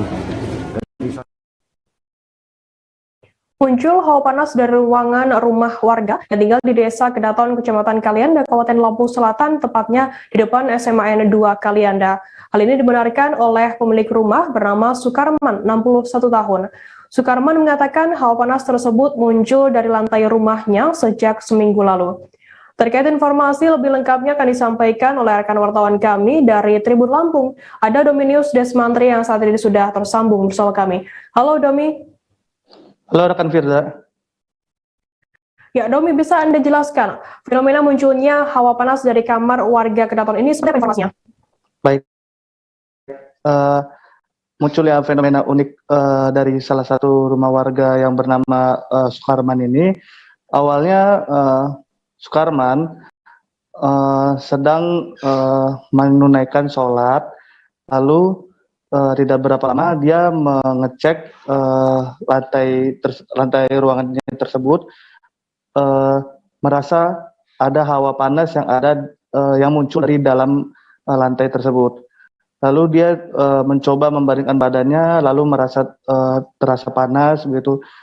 Lalu dia mencoba untuk mencoba dengan makhluk hidup lainnya seperti ayam, diletakkan di ruangan tersebut, namun ayam tersebut tidak mengalami masalah apa-apa, dan dia juga sempat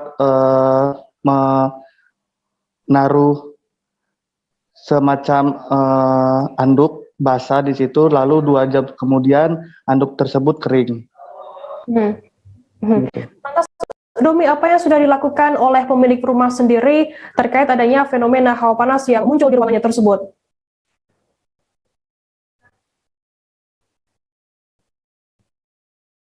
Halo, rekan Domi?